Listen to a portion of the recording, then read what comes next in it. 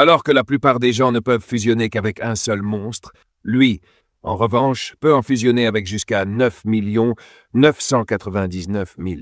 Le tout premier monstre avec lequel il fusionna n'était nul autre que le légendaire empereur démon Ra, issu d'une lignée royale. Pourtant, malgré l'éveil de ce don extraordinaire, il fut tourné en ridicule par tous, traité d'échec sans avenir. Et ce, simplement parce que le système d'évaluation de ce monde était bien trop primitif. Il était incapable de mesurer ne serait-ce qu'une fraction de son immense potentiel. C'est à ce moment-là que sa conscience se matérialisa dans ce nouveau monde.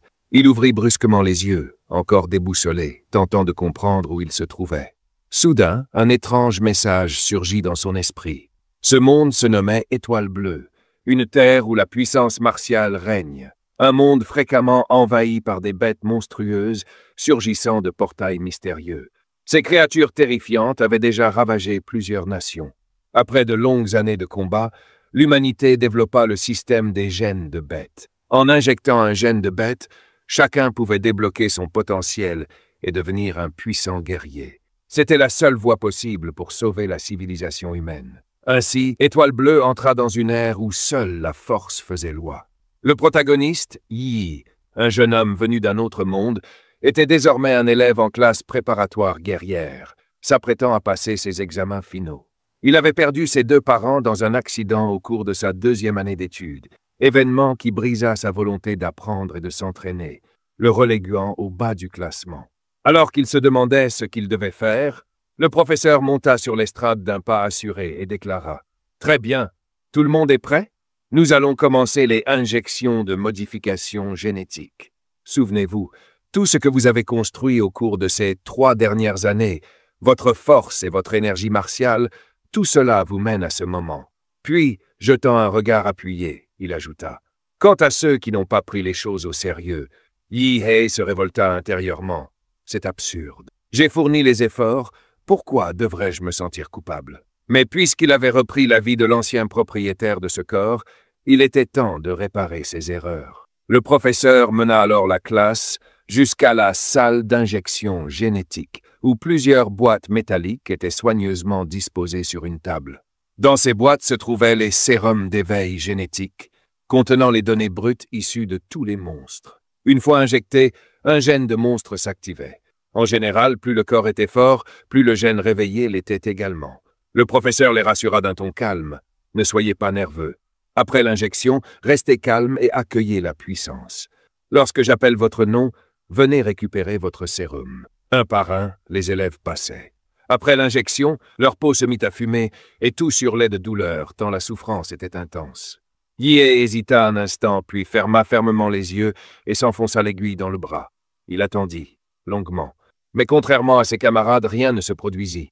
Aucune douleur, aucun changement. Le professeur, intrigué, dit « Yi, il semble que tu ne réagis pas. » Yi haussa les épaules avec un sourire. « Professeur, j'ai eu droit au sérum contrefait ou quoi ?» À ce moment-là, Wang Tongtong, déjà éveillé, s'approcha en ricanant. « Regardez-moi ça, même pas un éveil. Un guerrier sans éveil, c'est comme un oiseau sans ailes. Fin de partie pour toi, non? Cela dit, ça t'arrange peut-être. Tu rentreras juste chez toi et tu attendras la mort. » Wang Tongtong avait l'habitude de maltraiter les plus faibles, et Yi, vu son air timide, était une cible parfaite à ses yeux. Yi allait lui répondre vertement, quand son cœur se mit soudain à battre violemment. Une interface système apparut dans son esprit. Modèle infini de monstres acquis, hôte, évaluation système, B. Arts martiaux, 9e niveau de la culture de Chi étudiant, technique, point de la montagne, Archigong, modèle de monstre extrait. Il lança vivement à Wang Tongtong. « Dégage de là !» Elle répliqua avec arrogance. « Et quoi encore? Même sans éveil, tu fais semblant? Pourquoi partirais-je » Yi serra les dents, sentant le changement monter en lui, et murmura « Si tu ne pars pas maintenant, il sera trop tard. » L'instant d'après, Yi s'éveilla, et ce fut l'aptitude de la lignée de l'empereur démon Ra qui s'activa. Une onde de choc fulgurante jaillit de lui, projetant Wang Tongtong au loin. Elle s'écrasa lourdement au sol. La plupart des autres élèves furent également projetés en arrière par l'immense onde de choc, certains allant jusqu'à vomir sous la pression écrasante. Pourtant, 2 d'entre eux restèrent impassibles, se demandant en silence « Existe-t-il quelqu'un de plus fort que moi ?» À cet instant précis, l'interface du système afficha « Gabarit de classe A éveillé, colère de l'empereur démon, capacité de lignée souffle azuré, impulsion thermonucléaire, absorption d'énergie nucléaire, forme d'évolution, colère de l'empereur démon. Compatibilité du gabarit, déverrouillé à 100%, compatibilité 3%.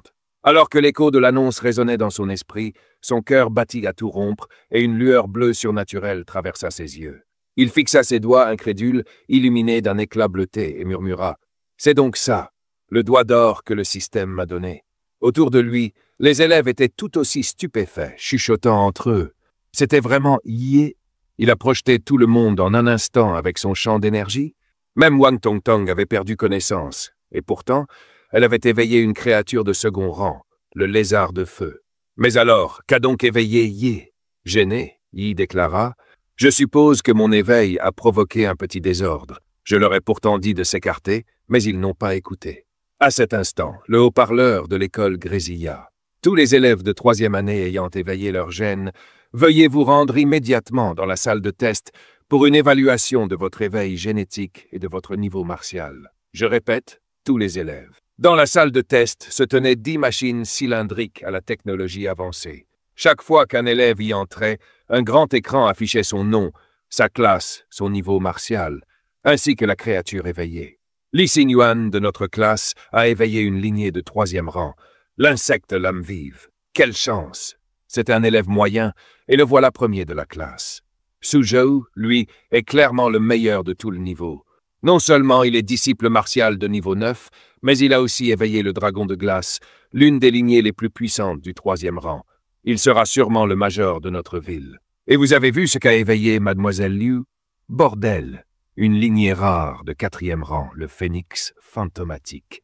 Championnat provincial, direct. Une créature de 4e rang pourrait raser une ville entière. Face à elle, les guerriers ne seraient que des fourmis. Seuls les maîtres pourraient espérer lui résister. Écoutant leur conversation, Yé ne put s'empêcher de se sentir perplexe. Tous parlaient de créatures de 3e ou 4e rang. Alors pourquoi son gabarit était-il de classe A? Bientôt, ce fut son tour pour l'évaluation de la lignée, et l'agitation dans la salle redoubla. Avec cette onde de choc qu'il a libérée tout à l'heure, il va sûrement devenir un grand personnage.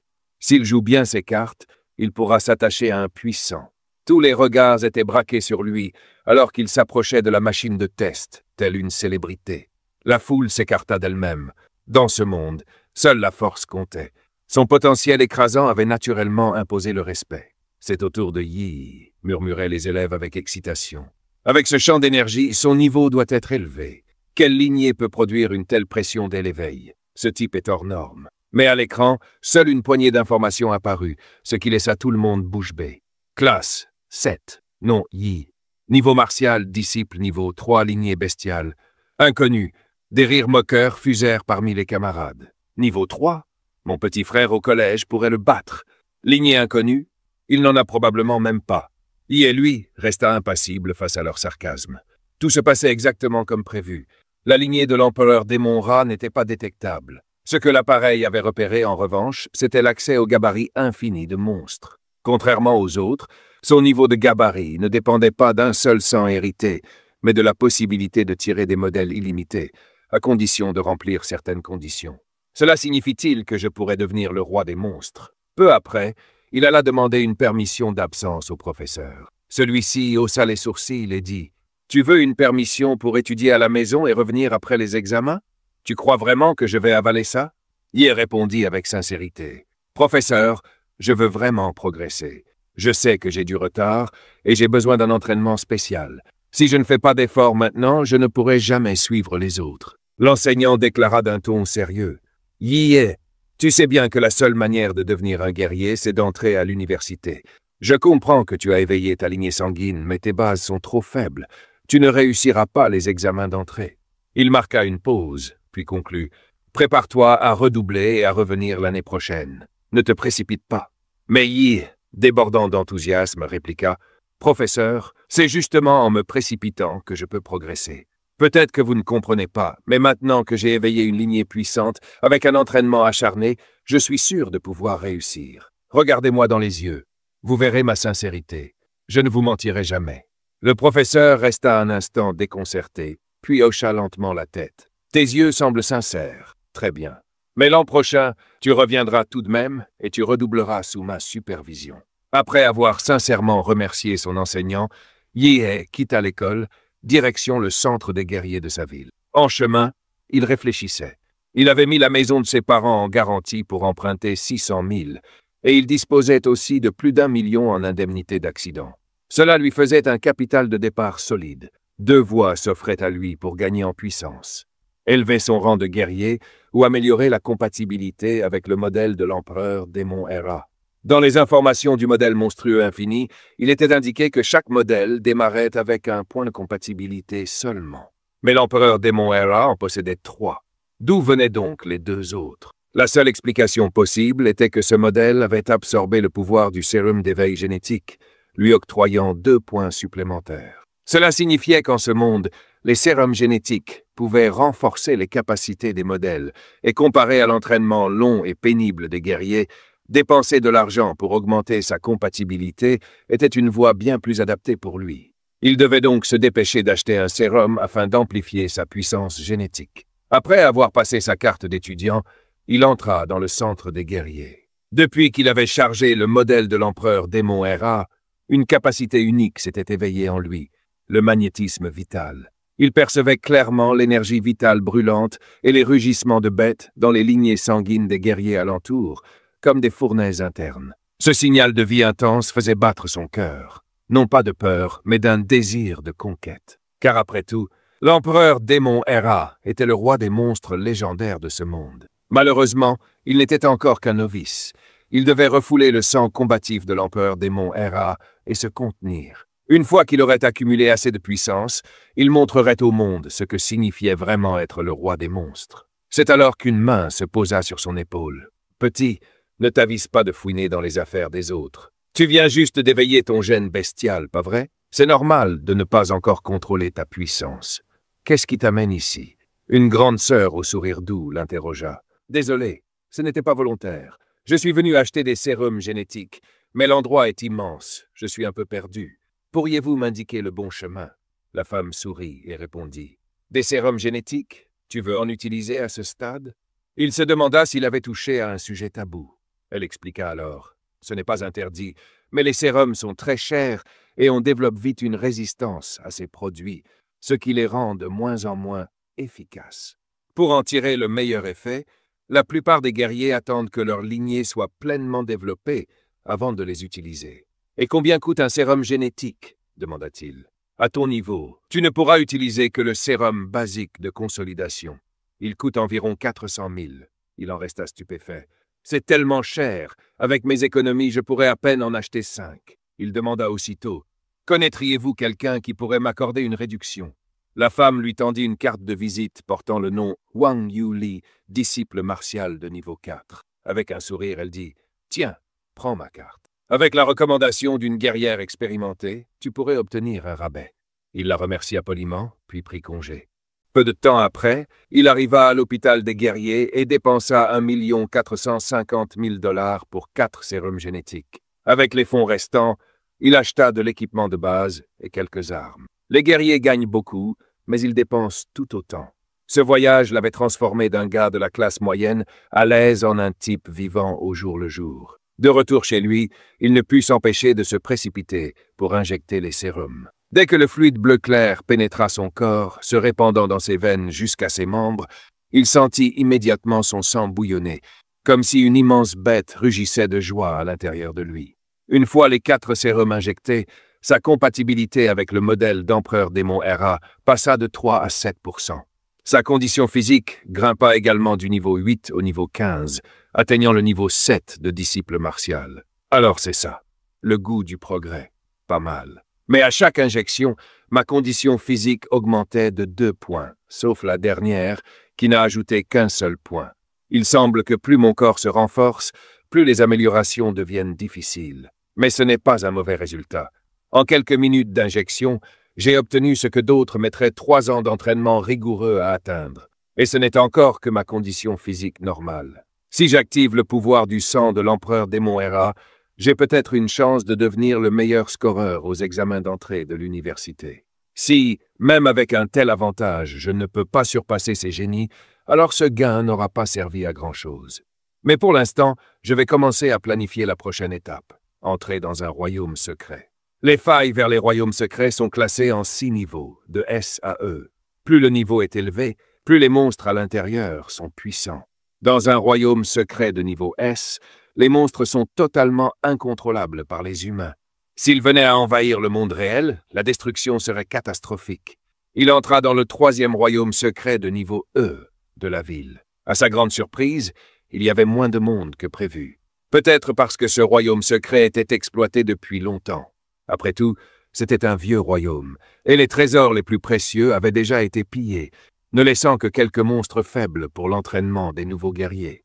Il signa une décharge de responsabilité à l'entrée et reçut son ticket d'accès. Bientôt, il se retrouva devant la faille. La faille mesurait 10 mètres de haut et 5 mètres de large. Elle ressemblait à une substance fluide bleu-gris, parsemée de particules blanches étincelantes. Il était électrisé par l'excitation de son premier voyage dans un royaume secret, se disant que c'était là le début de son chemin vers le trône du roi des monstres. Sur cette pensée, il sauta dans la faille. Après un atterrissage en douceur dans le royaume secret, il leva les yeux et vit immédiatement 3 planètes gigantesques suspendues dans le ciel. L'étoile Kanglin, l'étoile Anwei et l'étoile Taijin. Ensemble, elles formaient un trio céleste magnifique, digne d'un film de science-fiction. Il ne put s'empêcher de s'émerveiller.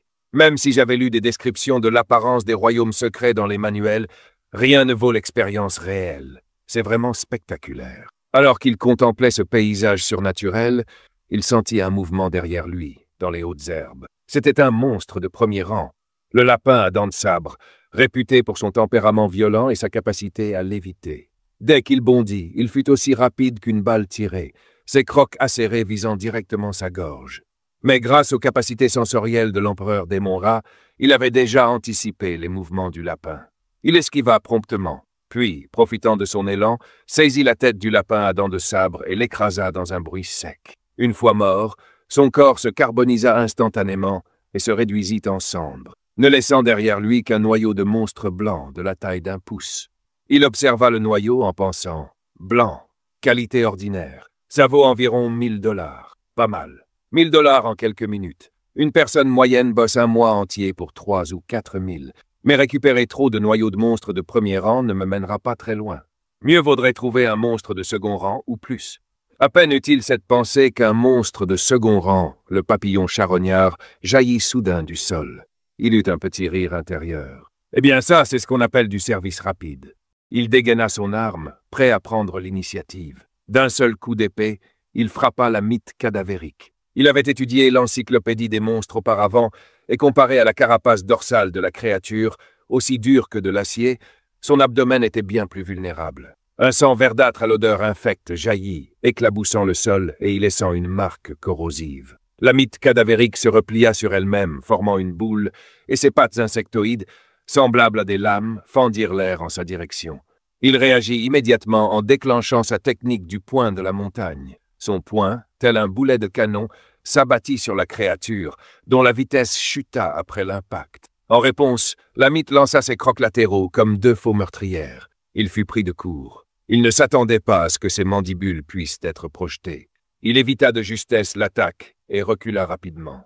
Avec son niveau actuel d'artiste martial, il ne pouvait pas affronter un tel monstre. Il lui manquait encore des techniques d'arts martiaux puissantes pour le soutenir. Même son énergie martiale profonde et sa vitalité ne s'activaient qu'à moitié de leur potentiel. Cela venait surtout de la base médiocre du corps qu'il habitait. Prenant conscience du danger, il décida d'activer son atout, la lignée du courroux du démon empereur. Activation.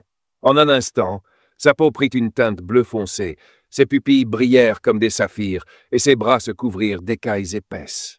Sa vitalité explosa, décuplée, et une bourrasque d'énergie tourbillonna autour de lui. Ses griffes devinrent monstrueuses, semblables à celles d'une bête. En un éclair, il saisit la tête de la mythe cadavérique. Sa paume se referma telle une presse hydraulique, et la carapace de la créature se fissura sous la pression. D'un mouvement vif, il fendit la créature de bas en haut. Avec désormais 21 points de constitution, affronter une mythe cadavérique de 2e rang n'était plus qu'une simple formalité. Une fois la transformation désactivée, sa peau retrouva son apparence humaine, et ses pores relâchèrent une chaleur intense, tandis que de la vapeur s'élevait autour de lui. Il regarda son épée courte, fraîchement achetée, maintenant rongée par le venin de la mythe. Un soupir lui échappa. Il avait dépensé 250 000 $ pour cet équipement, et il n'était même pas capable de supporter un monstre de 2e rang. Quelle arnaque! Le contrôle qualité était lamentable. Soudain, son estomac gargouilla bruyamment. Il se rendit compte que c'était sa toute première chasse aux monstres, et que la dépense d'énergie avait été énorme. Il mourait de faim, mais n'avait rien emporté à manger. Alors qu'il s'inquiétait de cette situation, une odeur délicieuse lui chatouilla les narines. Il posa les yeux sur le noyau monstrueux vert de la mythe, qui dégageait toujours une fragrance alléchante. Une envie irrépressible de le dévorer le submergea, son corps tout entier le réclamant avec instinct. Sans hésiter, il l'avala d'un trait. Le noyau dur et cristallin se transforma en une substance liquide et douce une fois dans son organisme, se changeant rapidement en une vague de chaleur, comme s'il avait reçu une injection de sérum génétique. Chaque cellule de son corps semblait vibrer de joie. De plus, la compatibilité avec la lignée du démon empereur Hera augmenta de 0,3%. En voyant cela, il ne put contenir sa joie.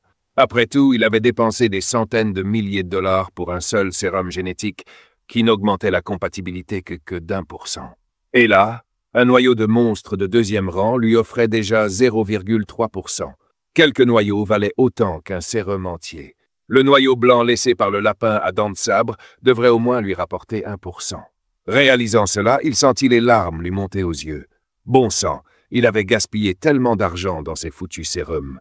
Mais il décida de transformer sa frustration en motivation. Ce soir, il chasserait comme un enragé. Après un moment de réflexion, il utilisa son magnétisme vital pour repérer la position des monstres alentour. Le lendemain à midi, il sortit du 3e royaume secret, un sac rempli de noyaux de monstres sur le dos. En marchant, il pensa, une fois que la compatibilité atteindra 9%, avaler d'autres noyaux blancs ne servira plus à rien. Il faudra les revendre pour se faire de l'argent. Arrivé au poste de commerce, il sortit un total de 20 noyaux blancs et 4 verts. Le préposé le dévisagea avec stupéfaction avant de demander « Quoi? Un lycéen aurait récolté autant de cœurs de monstres? C'est pas possible. Selon la réglementation gouvernementale, les guerriers doivent remettre 10% de leur récolte. Pour obtenir un cœur de monstre vert, il fallait en échanger 5 blancs. Après avoir tout vendu, il les échangea contre de 200 000 pièces du royaume d'été. Avec 9 jours restants avant l'examen d'entrée à l'université, il se retrouvait de nouveau dans le 4e royaume secret de rang de la ville. Une équipe de guerriers s'y trouvait déjà. L'un d'eux déclara « Capitaine Lin, cette fois, on devrait presque avoir terminé la mission de prime pour la fleur de jade de sang, non ?» Le guerrier de second rang, Lin, répondit « La dernière fois qu'on est venu ici, on a localisé la zone générale où pousse la fleur. Mais le vieux Chun a été blessé. Il ne nous accompagne pas cette fois. 2 autres membres de l'équipe s'inquiétèrent. On n'est que 5 maintenant? Le règlement exige au moins 6 personnes pour entrer dans un royaume secret de rang D. Le capitaine Lin désigna quelqu'un derrière lui. Pas d'inquiétude. J'ai contacté une agence qui nous a envoyé un nouveau guerrier. Il se tourna vers lui. Tu es bien Paterzilia, disciple martial de niveau 9? Il acquiesça, tout en pensant. Comme je suis encore étudiant et que je ne peux pas entrer officiellement dans un royaume de rang D, j'ai dû passer par un agent du marché noir pour obtenir une fausse identité. Ils m'ont extorqué 100 000 pièces pour ça. Quelle arnaque! Lini, l'un des membres de l'équipe, le regarda avec surprise. Paterzilla? C'est un nom bizarre. Il répondit d'un ton neutre. Je ne pouvais pas utiliser mon vrai nom, sinon j'aurais eu des problèmes de droit d'auteur. Lini soupira. Bon, peu importe, ce n'est qu'un pseudonyme. Avec ton niveau 9 de disciple martial, tu n'as pas les qualifications pour entrer dans un royaume de rang D. Notre équipe t'offre l'occasion d'observer et d'apprendre, mais ne nous ralentis pas. Face à son ton sérieux, il pensa, au moins, il est clair sur les responsabilités avant la mission. C'est toujours mieux que d'être lâché en plein combat. Une fois les préparatifs terminés, l'équipe de 6 personnes monta dans le véhicule tout-terrain et fonça droit vers la faille menant au royaume secret. Cette fois, en entrant, ils se retrouvèrent dans un désert immense. La mission de prime consistait à trouver une plante rare de royaume secret appelée fleur de Ku. C'était leur seconde incursion dans ce royaume précis. La fois précédente, ils avaient localisé la zone générale de la fleur de jade de sang, protégée par un monstre de second rang avec une lignée de champions. Le véhicule tout-terrain soulevait un long nuage de poussière dans le désert, tandis que des tempêtes de sable tourbillonnaient autour. Assis dans le véhicule, il réfléchit. La dernière fois, c'était une jungle tropicale. Cette fois, un désert. Les royaumes secrets ne sont donc pas liés à un seul monde. Soudain, plusieurs monstres ressemblant à des taupes sortirent la tête du sol. Ils suivaient le véhicule, prêts à attaquer. Uta, un homme peu bavard de l'équipe, réagit immédiatement. Il lança plusieurs shurikens en fer cristal. Chaque projectile atteignit sa cible, frappant les têtes des monstres avec une précision chirurgicale. L'énergie martiale contenue dans les shurikens s'infiltra aussitôt dans leur cerveau, les réduisant en miettes. Peu après, le véhicule s'arrêta près d'un petit oasis. C'était là que se trouvait la fleur de jade de sang recherchée par Lin. Comme les monstres de l'oasis étaient très sensibles au bruit, le groupe décida de continuer à pied pour éviter de se faire repérer par le moteur du véhicule. En tant que chef d'équipe, Lin commença à distribuer les rôles. Xiao Xia, tu déclenches l'onde de choc pour attirer le monstre. Xiao Wu et Uta, vous préparez les pièges. Vieux Lu, tu assures les tirs de couverture. Je prends l'avant. Paterzilla, tu restes en retrait et tu observes. Il acquiesça. Pas de problème. Une fois les rôles répartis, chacun se mit à l'œuvre. Les grenades à ondes de choc s'élevèrent dans le ciel et explosèrent dans un fracas assourdissant. Simultanément, une onde d'énergie de monstres de haut niveau se propagea, poussant les créatures des environs à croire que leur territoire était envahi. Cela les attira vers le groupe. Bientôt, un grondement sourd résonna depuis l'oasis, comme si des milliers de taureaux enragés fonçaient en même temps. Un monstre de second rang long de 10 mètres, le dragon terrestre, surgit en rugissant, brisant les arbres sur son passage. À ce moment-là, Uta cria « Le nouveau, attention !»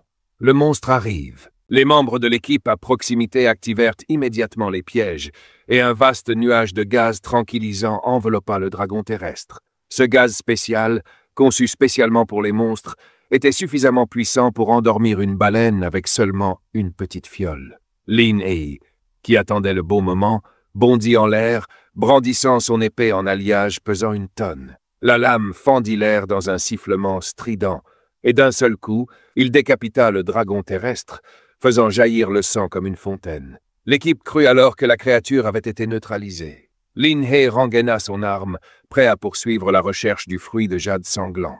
Mais à ce moment précis, le dragon terrestre leva soudainement sa gigantesque patte et la projeta vers Lin Hei. Heureusement, le protagoniste est resté sur ses gardes et réagit aussitôt. Il lança toute la puissance de sa technique du point de la montagne, achevant définitivement la bête. L'équipe resta sous le choc. Personne ne s'attendait à ce que Yi, un artiste martial de premier rang, puisse ébranler un monstre de second rang.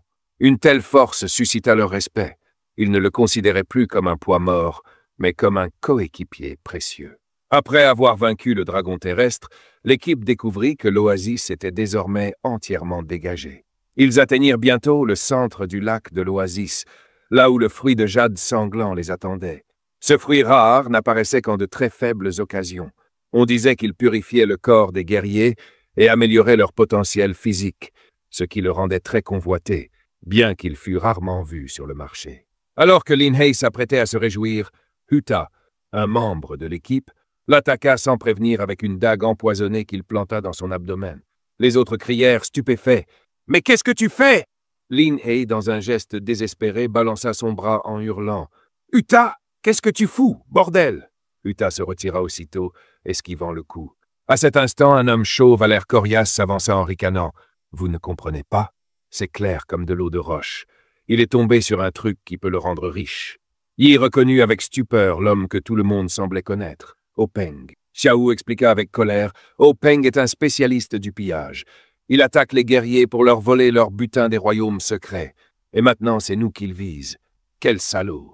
Lin Hei, le visage crispé par la douleur et la colère, regarda Uta et Openg haletant. Cette lame, elle est empoisonnée.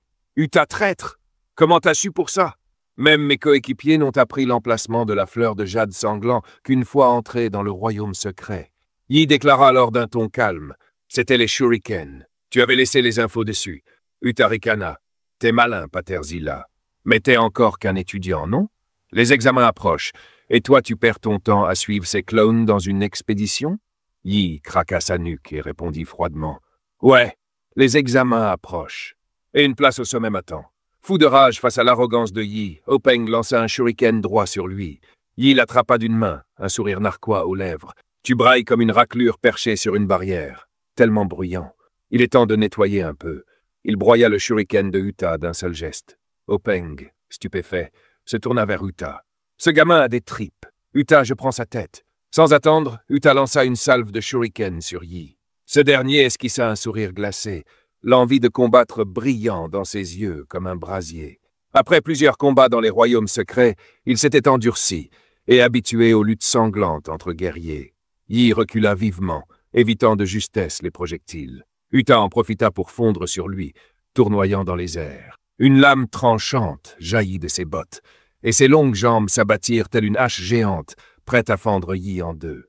Mais Yi ne bougea pas. Il appuya son doigt contre son front, et une énergie bleue se concentra aussitôt à son extrémité. Il libéra un souffle atomique. Le rayon bleu traversa le cœur de Uta en une fraction de seconde. Le corps brisé de Uta s'effondra au sol. Un silence pesant s'abattit sur tous, comme figé dans le temps. Hopeng, partagé entre la surprise et la fureur, lança « Qui es-tu?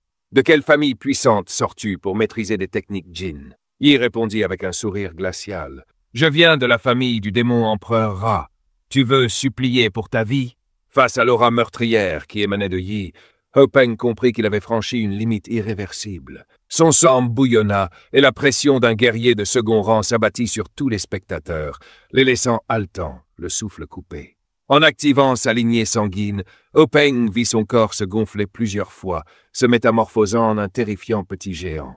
Sa carrure colossale et son énergie vitale déchaînée dégageaient une impression écrasante, le transformant entièrement en une créature monstrueuse et bestiale. Il fonça sur Yi, tel un char d'assaut, accompagné d'une bourrasque. En une fraction de seconde, Yi s'accroupit vivement, bascula sur le côté pour esquiver et tendit les doigts dans un geste précis, libérant un faisceau de particules bleues dirigé vers la cheville vulnérable de Hopeng. Hopeng hurla de douleur, joignit ses mains et les abattit sur Yi. Grâce à une agilité remarquable, Yi évita facilement l'attaque. Étonné, il pensa « Un guerrier de second rang. C'est vraiment un autre niveau. Même mon souffle atomique n'a pas pu faire fondre les os de sa cheville. » Hopeng fit alors tournoyer ses bras comme d'énormes boules de démolition, tentant d'écraser Yi avec ses mains gigantesques. Mais Yi surgit soudain dans son dos. Il déchaîna alors une pluie de coups de poing, chargée d'une intense radiation nucléaire, frappant à répétition le corps de Hopeng. Chaque impact injectait une dose létale de mana nucléaire dans son organisme. Bien que le corps de Hopeng, renforcé par sa lignée et son rang, résista sans peine aux coups physiques, il ne pouvait lutter contre l'assaut continu de cette magie nucléaire. Bientôt, ses organes internes commencèrent à se liquéfier en un mélange de puces et de sang. Tordu de douleur, Hopeng lança à Yi un regard empli de haine, l'accusant d'utiliser des techniques génétiques empoisonnées et maudissant ses guerriers maléfiques promis à une juste punition. Yi ricana, leva le poing pour l'achever et songea « Les gens qui me maudissent seront de plus en plus nombreux. Mais lui, qu'est-ce qu'il vaut vraiment ?» 9 jours passèrent en un clin d'œil. Aujourd'hui marquait l'un des jours les plus importants du royaume d'été, l'arrivée des épreuves nationales d'entrée à l'université. Sous une retransmission en direct à l'échelle nationale, l'animateur s'adressa aux candidats, leur souhaitant d'abord bonne chance, avant d'expliquer les règles. L'épreuve se déroulait sous la forme d'un tournoi dans le grand arène de la ville centrale. Les élèves s'affronteraient en duel et seuls les vainqueurs passeraient au tour suivant. L'événement durerait 3 jours. Les 2 premiers jours étaient consacrés aux épreuves préliminaires. Seuls ceux qui s'en sortaient pouvaient participer à l'épreuve finale du 3e jour. Chaque candidat devait disputer 3 combats durant les préliminaires, et ceux qui atteignaient la finale combattaient jusqu'à ce qu'un seul se distingue comme grand vainqueur. L'animateur insista sur le fait que ces candidats portaient l'avenir de l'humanité sur leurs épaules, les exhortant à démontrer leur force pour eux-mêmes et pour le futur du genre humain, avant d'annoncer officiellement le début des épreuves NCET. À peine sa voix s'éteignit-elle que les candidats commencèrent à monter sur l'arène. Sur l'arène numéro 6, le combat opposait Yi-Hei à Wang Tongtong. Mais à ce moment-là, Yi-Hei n'était toujours pas arrivé. L'animateur déclara que, selon le règlement, si Yi-Hei ne se présentait pas au début du combat, il serait disqualifié. Wang Tongtong se tenait sur le ring, satisfaite et moqueuse, se disant « La conférence génétique m'a couverte de honte, une humiliation que je porterai toute ma vie. Je comptais ridiculiser Yi-Hei avec mon lézard de feu, mais ce minable se cache et n'ose même pas se montrer. Quelle déception. Le public murmurait « pathétique ». Il a trop peur pour venir passer l'examen. Il doit trembler chez lui, planqué dans un coin. Un type comme lui n'a rien à faire au lycée. Il devrait plutôt balayer les rues. À ce moment précis, l'arbitre siffla et annonça « temps écoulé ». Lycée numéro 1 de NCT, yeah. Avant qu'il n'ait terminé sa phrase, la foule ressentit soudain l'approche d'une présence écrasante. Ils levèrent tous les yeux, stupéfaits par ce qu'ils voyaient. Une personne dans les airs? Quelle puissance prodigieuse pouvait permettre à quelqu'un de voler ainsi? Alors que la foule en bas s'interrogeait avec agitation, la silhouette atterrit soudainement dans l'arène, et l'impact fit trembler toute la plateforme. Lorsque la poussière se dissipa, Hwang Tong-tong était encore sous le choc. Un instant plus tard, un pied fonçait droit vers son visage. D'un seul coup, Hwang Tong-tong fut projeté hors de la scène. Yi, observant son adversaire voler au loin, murmura « c'était moins une. J'ai bien failli devoir revenir l'année prochaine. » Alors que Hwang Tong-tong gisait inconsciente hors de l'arène, le présentateur proclama d'une voix forte « Victoire de Yi, Hirikana. » C'est tout? C'était trop facile, la foule était en état de choc. Il est vraiment balèze, ce Yi. Un seul coup de pied, et l'adversaire était fini. Son entrée était tellement stylée. C'est ça, un coup de pied céleste? À ce moment-là, une interface s'afficha. Physique totale de Yi, 226. Compatibilité, 20%. Fier, Yi déclara « Pour me remercier, le capitaine Lin m'a offert le fruit de jade sanglant.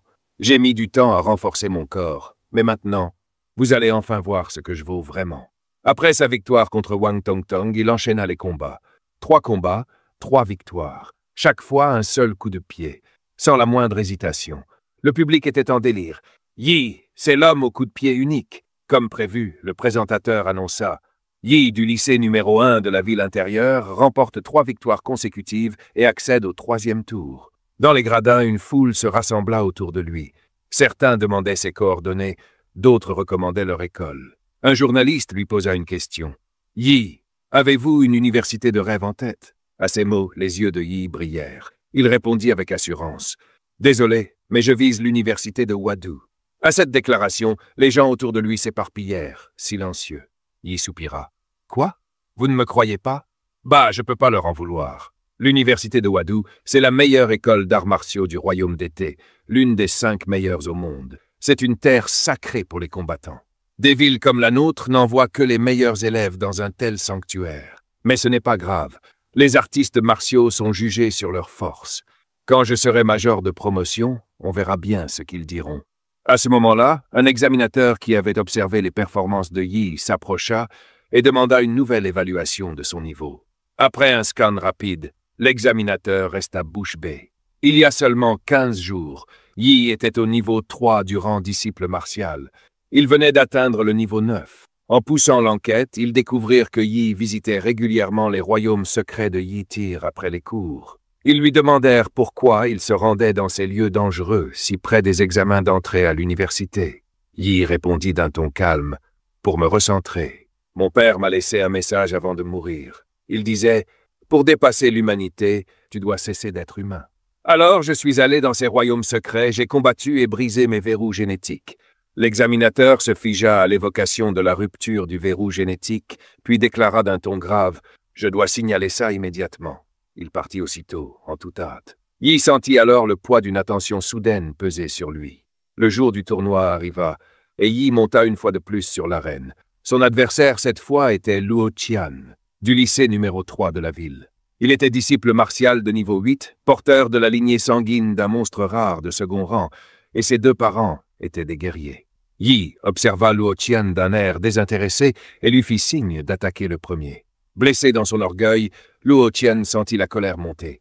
Il activa aussitôt sa lignée et lança sa technique martiale, la griffe tonitruante. Il accéléra au maximum. Son cœur battait comme un moteur de voiture de course, et son corps gagna encore en vitesse. Ses griffes acérées se ruèrent vers la gorge de Yi. La technique, parfaitement maîtrisée, fendait l'air, produisant des étincelles et un bang sonore. Si elle touchait, même un disciple martial de niveau 9 y laisserait la vie. Mais il n'aurait jamais pu s'attendre à ce qui allait suivre. Alors que le bras de son adversaire s'approchait, Yi le saisit sans effort. Il commenta d'un ton désinvolte, « Belle énergie, mais on est loin de la charge de ce type chauve. » Sans la moindre hésitation, Yi asséna un coup de paume à la tête de Luo Qian. La force colossale du coup fit tomber Luo Tian dans l'inconscience sur le coup. D'un air arrogant, Yi lança « Il n'y a donc aucun adversaire digne de ce nom ». L'animateur s'empressa d'annoncer « Encore une victoire en un seul coup ». Cette fois, Yi a défait le joueur tête de série, Luo Tian. Des dizaines de caméras ultra rapides se braquèrent sur Yi, le capturant sous tous les angles, tandis que la retransmission en direct faisait vibrer le réseau. Les spectateurs ne tarissaient pas de commentaires. Certains, stupéfaits, disaient « Luo Tian avait l'air si féroce, et en un clin d'œil, le voilà au sol ». La puissance de Yi est d'un tout autre niveau comparée aux autres candidats. Dans cette ère dominée par les arts martiaux, la démonstration écrasante de Yi embrasa la passion des spectateurs. Suzu, observant les secours emporter Luo Tian hors de la scène, serra les poings, une flamme de détermination dans le regard. Comme prévu, c'est toi que je visais. Je te vaincrai en finale. Le directeur du bureau des admissions de l'université de Wadu, impressionné par la performance de Yi en direct, exigea qu'on lui fournisse toutes les informations sur lui dans la demi-heure. À peine le combat de Yi terminé que le deuxième groupe des qualifications battait déjà son plein. Ce match, encore plus animé, opposait deux combattantes de haut niveau, toutes deux célèbres et suivies pour leur beauté, ce qui en faisait un véritable spectacle. L'une d'elles, Kai Xiaoling, venue du lycée numéro 2 de la ville, était une jeune fille menue à la silhouette incroyablement séduisante. D'un geste théâtral, elle fit virevolter ses longues couettes blondes, lança un regard provocateur à Luo Tianzhu et déclara « J'ai horreur de l'expression robotique de la demoiselle de la famille Luo ». Luo Tianzhu ne répondit pas. Elle s'inclina simplement, le visage impassible, comme si elle ne prenait pas le défi de Kai Xiaoling au sérieux. Le coup de sifflet de l'arbitre retentit, lançant le combat. Au 9e niveau de disciple martial, Kai Xiaoling se rua instantanément sur Luo Tianzhu, balayant de sa jambe le cou de cette dernière avec l'intention de la plaquer au sol. Mais Luo Tianzhu ne bougea toujours pas. Elle fit un simple geste de la main et l'air autour d'elle s'épaissit, devenant aussi visqueux qu'un marécage grâce à sa technique martiale. Lorsque la jambe de Kai Xiaoling atteignit la zone devant Luo Tianzhu, elle eut l'impression de s'enfoncer dans du coton, alors que sa frappe était censée pouvoir fendre de l'acier militaire. Sous cet effet ralentisseur, même les caméras à haute vitesse ne purent capturer que le mouvement au ralenti de la jambe blanche de Kai Xiaoling, qui perdait visiblement en vitesse. Furieuse devant l'impassibilité de son adversaire, Kai Xiaoling redoubla d'agressivité. Enveloppée d'énergie martiale, elle minimisa la résistance de l'air et se changea en ombre tournoyant autour de Luo Tianzhu, guettant l'instant parfait pour frapper. Elle lança sa paume vers le flanc de Luo Tianzhu, à peine à 3 pouces de sa cible, mais ne put aller plus loin. Comprenant qu'elle était tombée dans un piège, Kai Xiaoling tenta de retirer sa main, mais une succion phénoménale émana de l'air devant elle, l'empêchant de reculer. C'est alors que Luo Tianzhu bougea pour la première fois, tendant ses doigts fins, désormais nimbés d'une lueur de jade. Les spectateurs experts en arts martiaux qui suivaient le direct écarquillèrent les yeux. Ils reconnurent aussitôt la technique du doigt de jade Hunyuan, issu de l'école martiale Xian Wang. Voir une lycéenne maîtriser une telle technique à la veille des examens d'entrée au lycée était stupéfiant. Un talent martial d'un tel calibre n'avait pas besoin de tests pour prouver sa valeur. Cela seul suffirait à garantir son admission directe à l'université de Wadu. À quelques centimètres de Luo Tianzhu, Kai Xiaoling sentit l'énergie terrifiante émanant du doigt de jade. Elle comprit que si elle n'utilisait pas immédiatement sa carte maîtresse, ce serait sa dernière chance. Sans attendre, elle libéra son tigre roi de l'ombre. Une onde de choc titanesque jaillit de son corps, déchirant l'air autour d'elle. Mais Luo Tianzhu, elle, ne choisit pas d'encaisser l'attaque. Elle tapa légèrement le sol du pied, son corps glissant prestement sur une douzaine de mètres pour créer de la distance. Dans les gradins, les examinateurs retinrent leur souffle, les yeux rivés sur Kai Xiaoling, stupéfaits. Une lignée royale est difficile à maîtriser, et le tigre de l'ombre est réputé pour sa puissance brutale. L'avenir de cette fille s'annonce sans limite. L'éveil de la lignée du roi tigre de l'ombre imposait un fardeau immense au corps de Kai Xiaoling. Elle expira un souffle brûlant et peina à articuler quelques mots à Luo Tianzhu, la mettant au défi de révéler la lignée du corbeau fantôme. Luo Tianzhu, toujours aussi peu loquace, prononça alors sa première phrase depuis le début du combat. « Cela suffira. » Furieuse, Kai Xiaoling hurla. « Tu crois qu'un simple disciple pourrait me défier ?»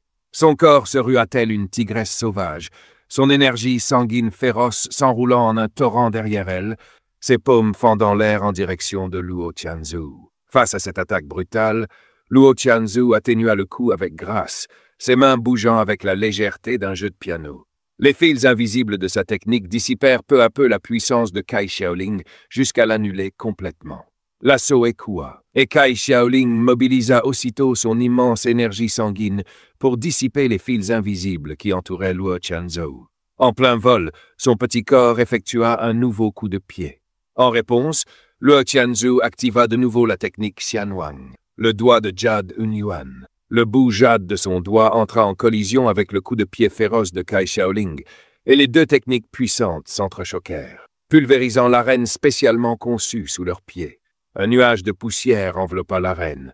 Des dizaines de milliers de spectateurs observaient, haletants, attendant le verdict final. Lorsque la poussière retomba, Cai Xiaoling fut la première à apparaître. Elle était couverte de sang, chancela sur quelques pas avant de s'effondrer, épuisée. Luo Qianzu, quant à elle, se tenait droite telle une fée éthérée, ses cheveux à peine ébouriffés, son allure intacte et calme. Par sa seule maîtrise martiale, elle avait complètement dominé Cai Xiaoling, pourtant disciple de niveau 9 et détentrice d'une lignée royale. La démonstration de force de Luo Qianzu fit exploser la salle de diffusion en direct. Les spectateurs furent stupéfaits par sa puissance. Certains affirmèrent même qu'elle était la meilleure de In-City, tandis que d'autres révélèrent que Luo Qianzu avait éveillé une lignée de 4e rang du Corbeau Fantôme, un talent si rare que la plupart des guerriers ne pourraient jamais la vaincre. Après le combat de Luo Qianzu, les autres affrontements, bien que toujours spectaculaires, parurent fades en comparaison. Après plusieurs tours d'élimination, les 8 finalistes furent déterminés. Du lycée numéro 1 de In-City, il y avait moi et Luo Qianzu. 3 venaient de Kuzhou, 2 du lycée numéro 2 de In-City et 3 du lycée privé Qingfeng de In-City. Les quarts de finale allaient débuter. Ye fut le premier à tirer au sort. Il obtint un A. Un géant de 2 mètres à la carrure impressionnante lui jeta un regard avant de révéler son propre tirage. Un A également. « On dirait qu'on va s'affronter », déclara-t-il. Il s'appelait Shen Guan, du lycée privé Qingfeng. Ye hocha la tête et se présenta. Shen Guan répondit. « On est le 2e combat. Autant regarder le premier. » Il avait l'air simple et direct, ses mains aussi grandes que des éventails, pointant vers l'écran géant au-dessus de l'arène. Le premier duel opposait Luo Qianzu du lycée privé Qingfeng à Kuzhou du lycée numéro 1 de In-City. Shen Guan entama la conversation avec désinvolture. « Luo, elle est incroyablement douée. Une redoublante qui vise clairement l'université Wadi cette année. Elle maîtrise parfaitement son éveil de lignée. Mais contre Xu, elle n'a aucune chance. »« Kuzhou » demanda-t-il. « Il vient de mon lycée, du lycée numéro 1 de In-City. Tu dois le connaître. » À ce moment, l'annonceur proclama le vainqueur du premier quart de finale. Kuzhou, du lycée numéro 1 de In-City, remporte le combat. Le directeur du lycée privé Qingfeng, en apprenant la nouvelle, s'exclama furieux. « Bon sang, ils ont perdu dès le début. » Ye se tourna alors vers Shen Guan. « Et Luo, par rapport à toi ?» Shen Guan sourit de toutes ses dents. « Je suis président du club d'arts martiaux à Qingfeng, niveau 3. Franchement, mes 2 coéquipiers réunis ne m'arrivent pas à la cheville. » Puis, soudainement, il tourna son regard vers Ye et déclara. « Pour être honnête, je pense que tu es mon plus grand rival dans cet examen. J'ai toujours eu un sens extrêmement affûté. Je peux sentir en toi quelque chose, comme un volcan endormi, avec une bête tapie à l'intérieur. Allons-y, c'est notre tour. » Sur ces mots, Ye et Shen Guan marchèrent vers l'arène. L'animateur annonça alors le second combat des quarts de finale. Shen Guan du lycée privé Qingfeng contre Ye du premier lycée d'In-City. Les épreuves de combat d'Angqing, une compétition cruciale pour l'entrée dans les universités d'élite, atteignaient leur paroxysme. Au signal de l'arbitre, Ye et Shen Guan se précipitèrent l'un sur l'autre, leurs poings jaillissant tels des coups de tonnerre. Leurs frappes se heurtèrent en plein vol, libérant une onde de choc qui résonna comme une explosion, faisant trembler l'air lui-même. Du sang coula du nez de Shen Guan, mais il afficha un sourire fou, ravi. « Un saignement de nez ? Serait-ce la manifestation de ton pouvoir héréditaire ? Fascinant. » Une aura dorée jaillit autour de son corps, formant un bouclier chatoyant d'énergie martiale, bloquant les radiations environnantes. « Alors, Ye, c'est tout ce dont tu es capable ?» Ye ne répondit pas, mais une lueur brûlante s'alluma dans son regard, le calme avant la tempête. Shen Guan grogna et avança d'un pas lourd, le sol se fissurant sous son poids. Assiste maintenant à l'héritage de la famille Shen, notre art ancestral, le poing de l'intention forme. Frappe de la ramure. Ces poings fusèrent, semblables à des bois de cerf en pleine charge, tranchants et inarrêtables. La vitesse de la technique était fulgurante, dépassant les limites de la perception visuelle. En un éclair, un coup dévastateur s'abattit droit sur la poitrine de Yi. Il poussa un râle, du sang jaillissant de sa bouche. Son corps fut projeté sur plusieurs dizaines de mètres, s'écrasant violemment au bord de l'arène. Shen Guan ne relâcha pas la pression. Rotation nue. Son immense silhouette sembla encore gonfler, puis il se projeta telle une montagne s'effondrant, tentant d'écraser Ye sous une force brute implacable. Face à cette offensive titanesque, Ye croisa les bras pour bloquer. Lors de l'impact, le sol de l'arène se fissura, puis s'effondra sous la pression de leur collision.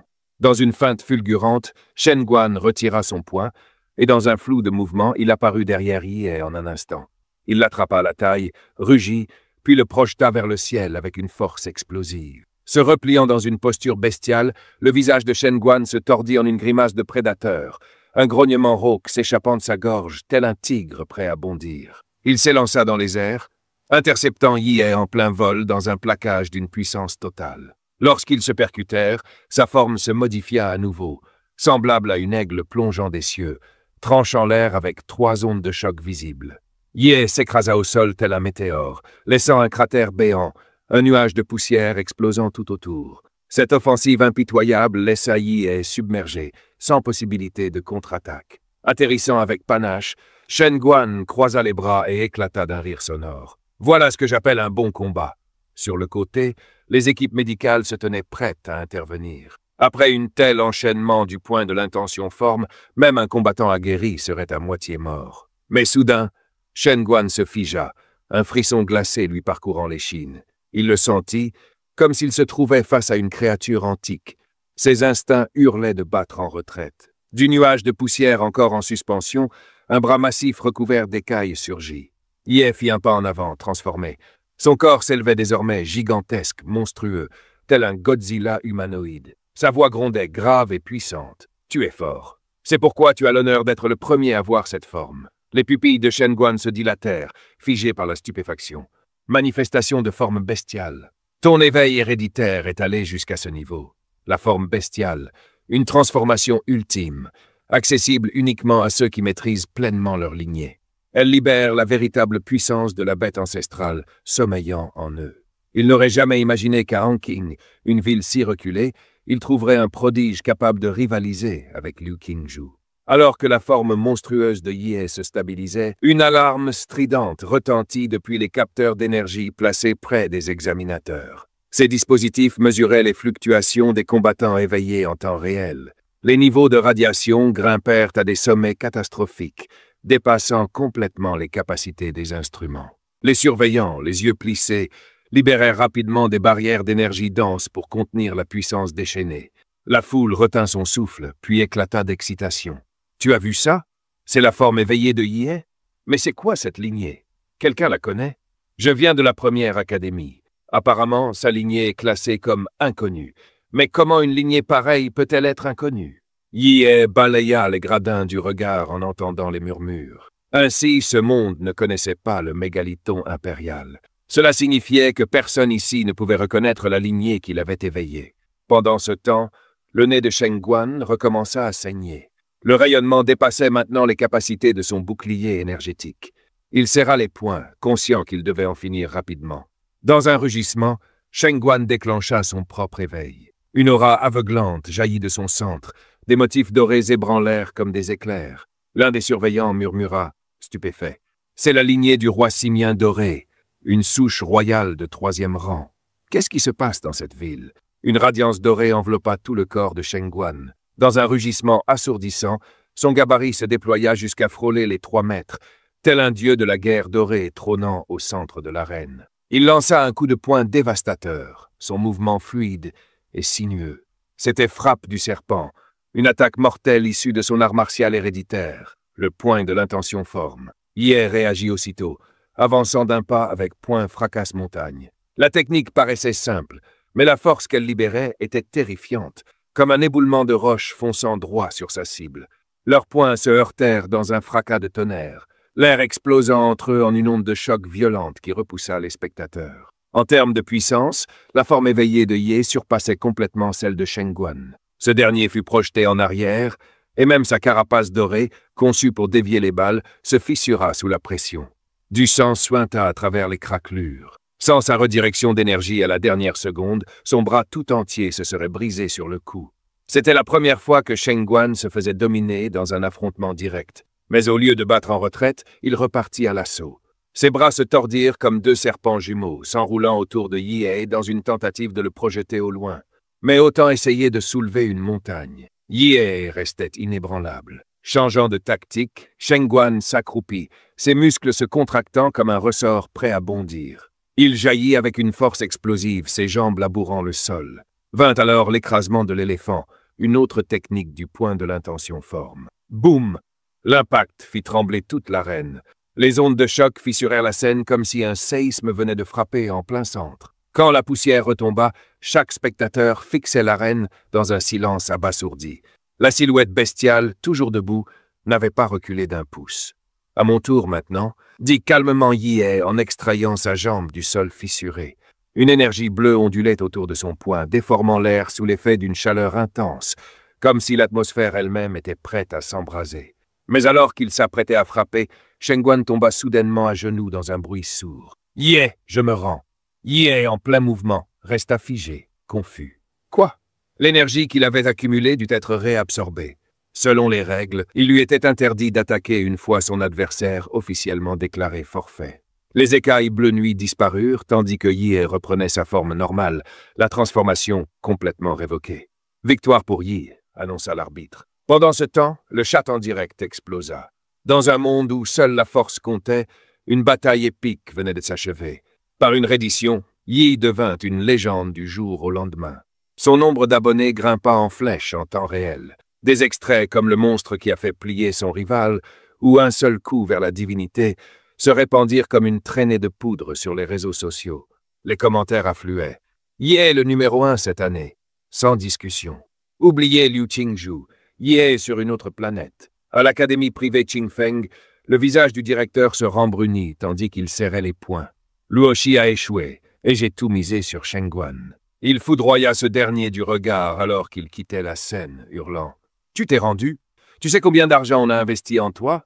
Espèce d'ingrat, tu ne mettras pas un pied à l'université tant que tu ne nous auras pas remboursé. » Le proviseur n'avait pas fini sa phrase que Shengguan posa calmement une main sur son épaule. Le geste semblait anodin, mais le directeur Qingfeng sentit aussitôt un frisson glacial lui parcourir l'échine. Le regard de Shengguan était fixe, sa voix tranchante comme l'acier. « Je n'aurais pas supporté ce dernier coup. Si j'avais insisté, j'aurais compromis ma base. J'ai concédé pour mon propre bien. Si tu penses que c'est de la lâcheté, alors vas-y, prends ce coup à ma place. » Il s'avança d'un pas. « Quant à l'investissement de votre académie en moi, je le rembourserai.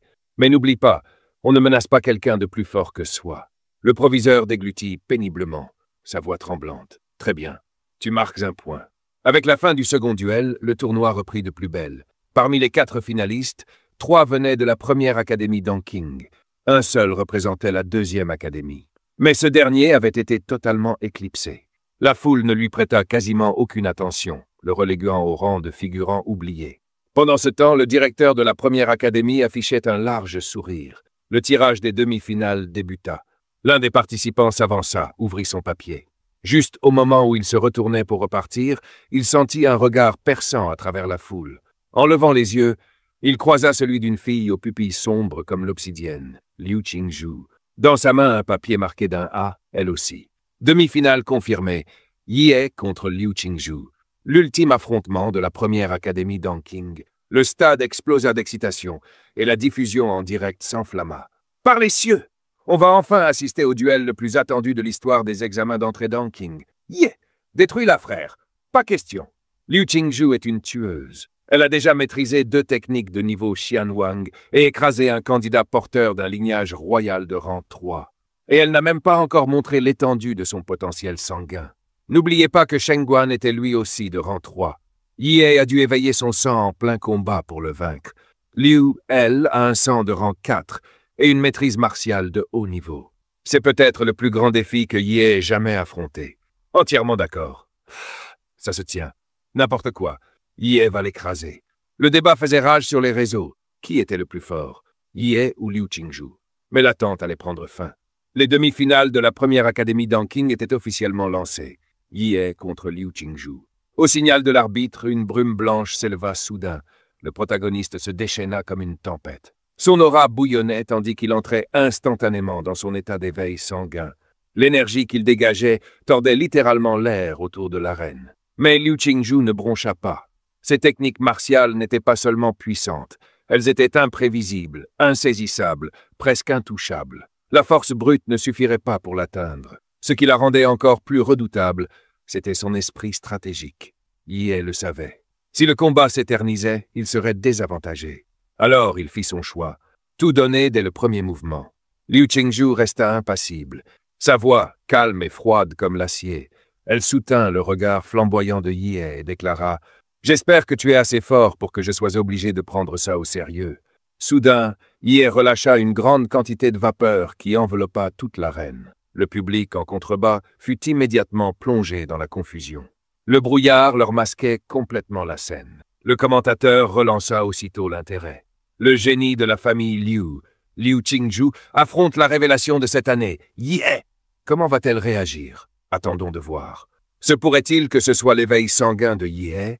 Yi gardait les yeux rivés sur la silhouette de Liu Qingzhou à travers la fumée, conscient qu'il n'avait pas le droit à l'erreur. Les compétences martiales de Liu le surpassaient largement. Et avec ses techniques mystérieuses, peu importe sa puissance, il aurait du mal à lui porter un coup.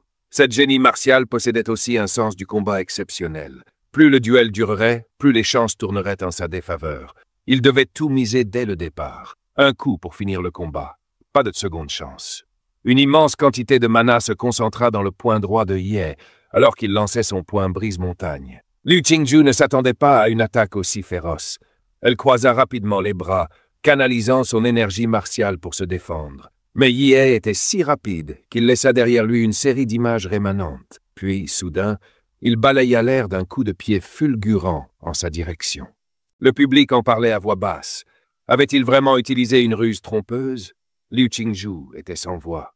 Ce type avait clairement annoncé qu'il combattrait à main nue, mais en réalité, il utilisait un fouet d'acier. À cet instant, Ye poussa un cri et lança son poing en se projetant directement au-dessus de Liu Qingzhou, les yeux étincelants d'une énergie intense. La foule ne resta pas indifférente, des murmures fusèrent. Pauvre Liu Qingzhou. Méprisable Ye, employé de tels subterfuges, aucun honneur martial. Dans un duel de ce niveau, il ne fallait pourtant jamais hésiter à faire preuve de stratégie. Liu Qingzhou ne put que croiser une nouvelle fois les bras pour se défendre. Les spectateurs retinrent leur souffle. C'était mal engagé. Le rythme de Liu Qingzhou avait été totalement brisé par cette attaque sournoise. Il n'était plus temps de faire preuve de clémence. Ye enchaîna les assauts, coup après coup, sans laisser à Liu Qingzhou la moindre opportunité de riposter, la frappant comme un sac d'entraînement. Le public vit clairement que la poursuite de Ye était trop intense. Liu Qingzhou n'avait aucune échappatoire. Mais ce qui se produisit ensuite laissa tout le monde encore plus perplexe. Ye utilisa soudain son énergie martiale pour repousser Liu Qingzhou. N'était-ce pas lui donner une chance de contre-attaquer? Mais à l'instant suivant, c'est la griffe d'une bête magique impériale qui l'attendait. Ye n'était pas idiot. Impossible qu'il ait commis une erreur aussi grossière. Dans un éclair, une puissante lame de vent fondit sur Liu Qingzhou, sans aucune pitié.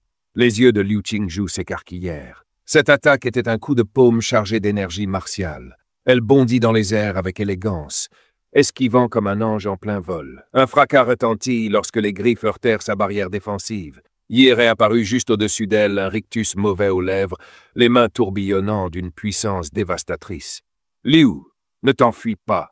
S'ensuivit une tempête d'attaques violentes, comme une pluie torrentielle. Liu Qingzhou en vint à douter de sa propre existence. Comment pouvait-il ne pas être épuisé après une telle intensité? Son endurance était hors norme. Elle ne put s'empêcher de l'envier. Quant à elle, elle maîtrisait deux techniques puissantes des arts martiaux Xianzhaun. L'une défensive, une technique secrète de la famille Liu, l'ombre illusoire des fleurs flottantes, et l'autre offensive, le doigt de jade du Yuan combiné. Si elle avait pu en utiliser une, elle aurait pu briser l'élan des assauts de Yi. Hélas, il ne lui en laissait aucune occasion. Si cela continuait, Liu Qingzhou allait être projeté hors de l'arène. N'ayant plus d'autre choix, elle décida de ne plus se retenir. Soudain, une plume apparut sur son poing.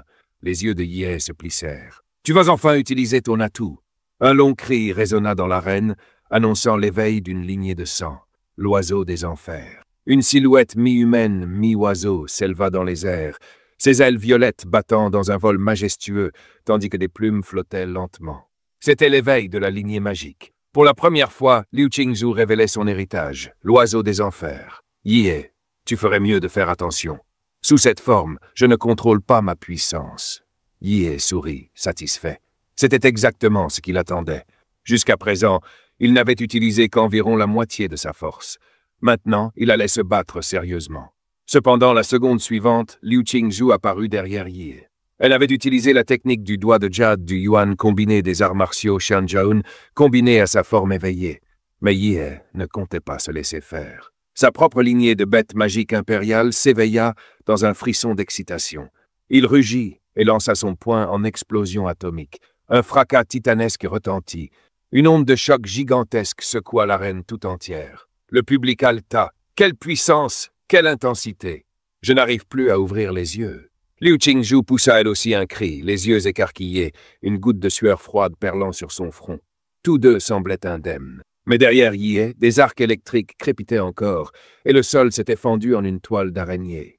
Le corps de Yie commença alors à se transformer. Des écailles bleu foncé recouvrirent progressivement son visage. Sa bouche débordait désormais d'énergie destructrice. Liu Qingzhu ressentit un immense danger et pensa « Qu'est-ce qui se passe ?» La forme bestiale de Yie semblait accumuler de la puissance. Sa colonne vertébrale se redressa comme si elle concentrait une énergie colossale. Celle-ci se transféra lentement dans sa bouche jusqu'à ce que tout son dos irradie d'une lumière bleutée. À cet instant précis, Yie déchaîna un rayon d'énergie atomique, irradiant une aura de destruction. Liu Qingzhu aperçut l'attaque d'une puissance terrifiante fondre sur elle. Sans hésiter, elle replia ses ailes, s'enroulant fermement sur elle-même. La seconde suivante, la vague d'énergie la submergea entièrement. Dans cet instant critique entre la vie et la mort, Liu Qingzhu activa le pouvoir héréditaire du phénix des enfers. Une myriade de plumes noires scintillaient, reflétant la lumière, tels des cristaux, tandis que les faisceaux bleus entraient en collision avec les plumes violet-noires. Comme renvoyés par des miroirs, les faisceaux furent déviés, fragmentés en une multitude de rayons plus fins par les plumes épaisses et concentrées. La lumière rayonna depuis la sphère noire en laquelle Liu Qingzhu s'était changé, se répercutant dans toutes les directions. Alors que la lumière menaçait de jaillir hors de l'arène, les examinateurs tentèrent de l'arrêter, mais il était trop tard. À cet instant, une arme dorée enveloppa l'arène tout entière. Tous les faisceaux lumineux dirigés vers l'extérieur disparurent aussitôt qu'ils touchèrent l'énergie martiale dorée, comme absorbés et dissous sans laisser de traces. C'était le maire d'Anqing, Wang Qing. Les examinateurs tentèrent de le saluer, mais il leva la main pour les en dissuader, déclarant doucement « Regardez bien. Aujourd'hui, naîtra l'élève la plus forte de toute l'histoire d'Anqing. » Environ 15 secondes plus tard, l'exhalation atomique prit fin, et Liu Qingzhu recracha une gerbe de sang. Ses deux ailes violet-noires, après avoir repoussé l'attaque jusqu'à leur limite, étaient désormais calcinées et en lambeaux. Sans l'utilisation opportune de la technique martiale de transformation flottante Hua, qui avait permis de rediriger l'énergie résiduelle vers les alentours, elle n'aurait sans doute pas survécu à l'attaque de Yie. Depuis sa naissance, elle portait le lourd fardeau des attentes de la famille Liu. Sous la pression familiale, elle n'avait d'autre choix que de forger la réputation de l'aîné des Liu, combat après combat. Tandis que les autres louaient son génie et sa puissance, ces titres ne l'intéressaient nullement. Peut-être même ignorait-elle pourquoi elle se battait. En réalité, elle ne voulait pas se battre du tout. La compétition lui semblait totalement dénuée de sens. Elle se contentait de suivre la volonté de sa mère, avançant en silence, épuisée. Yi est vraiment fort. Face à un adversaire aussi puissant, il était naturel que Liu Qingzhu perde le combat. Elle avait commis cette erreur. Yi, tu devrais pouvoir en profiter et m'achever rapidement, pensa-t-elle, avant de poser doucement le pied au sol et d'attaquer Yi d'une paume. Mais Yi ne bougea pas. Il resta immobile, encaissant l'attaque de plein fouet. Les yeux magnifiques de Liu Qingzhu s'écarquillèrent de confusion. Pourquoi ne l'esquive-t-il pas? Yi haussa un sourcil, la fixant. « Liu Qingzhu, où est passée ta combativité? Depuis le début, je vois bien que tu ne te donnes pas à fond. M'as-tu seulement pris au sérieux? Je veux remporter ce combat à la loyale. Alors donne-moi toute ton attention. » Sur ces mots, Yi He balança son bras, envoyant une rafale de vent au visage de Liu Qingzhou. Touchée par le coup, elle fut projetée en arrière. Yi He se rua aussitôt sur elle, la surplombant, les poings martelant son visage avec une violence inouïe. Liu Qingzhou leva les bras pour se protéger la tête, désemparée, méconnaissable. Elle n'avait jamais été traitée de la sorte. Devant des centaines de milliers de spectateurs en direct, elle était clouée au sol, battue avec brutalité. Elle avait pourtant décidé de lui céder la victoire. Pourquoi la poursuivait-il ainsi sans relâche? « Ne frappe pas mon visage, espèce de salaud !» hurla-t-elle, les yeux rouges de rage, libérant toute sa puissance pour projeter Yi He au loin. Les yeux de Yi He brillèrent d'un feu de bataille intense. C'était exactement ce qu'il attendait. « Si tu ne veux pas qu'on t'abîme le visage, alors bats-toi sérieusement !» Les cendres dansaient dans les airs, tandis qu'une paire d'immenses ailes violet-noires se déployait, déclenchant une tempête. Le visage délicat de Liu Qingzhou se para de motifs étranges et surnaturels, tandis qu'à son dos surgissait une plume caudale jaune semblable à une robe. La puissance de son épée chantante résonnait sur le champ de bataille. Elle venait d'entrer en forme bestiale. Transformé ainsi, Liu Qingzhou irradiait de froideur et d'assurance. « Yi He, comme tu l'as souhaité, je vais te vaincre avec ma forme la plus puissante. » Une immense paire d'ailes noir-violet se déploya soudainement à Médéar, soulevant une tempête furieuse. D'étranges marques s'étendirent sur le visage parfait de Liu Qingzhou, tandis que ses plumes royales virevoltaient derrière elle, telles une cape impériale. Du plus profond de son être, un cri perçant d'oiseau résonna dans toutes les directions. Yi esquissa un sourire. « Tu montres enfin ta forme bestiale ?» Là, ça devient intéressant. Refusant de se laisser surpasser, il libéra toute sa puissance. Son corps fut enveloppé d'une énergie bleue éclatante, chacune de ses armes rayonnant d'une force atomique, le transformant en un véritable réacteur vivant de destruction. C'était la fusion de son modèle de combat Godzilla avec des arts martiaux renforcés, une technique connue sous le nom de mode radiance nucléaire. Dans un vacarme assourdissant, le sol sous ses pieds explosa, propulsant Yi He tel un missile droit vers Liu Qingzhou. Que ce combat soit réel. Liu Qingzhou ne broncha pas. Ses ailes s'ouvrirent grand, aspirant les courants d'air alentour.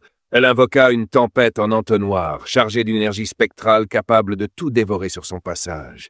L'arène tout entière fut engloutie dans un ouragan en spirale qui hurla en direction de Yi He. Il ne cilla pas.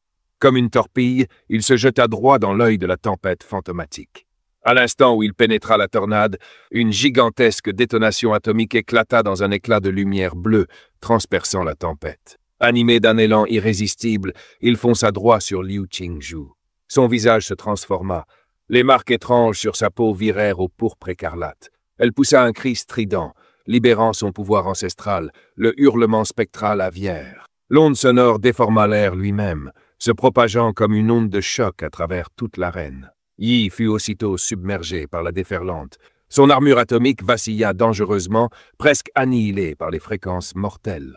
Sans son héritage de haut niveau inspiré de Godzilla, ce cri spectral l'aurait déchiré de l'intérieur. Mais il ricana intérieurement. « Tu crois être la seule à pouvoir crier ?»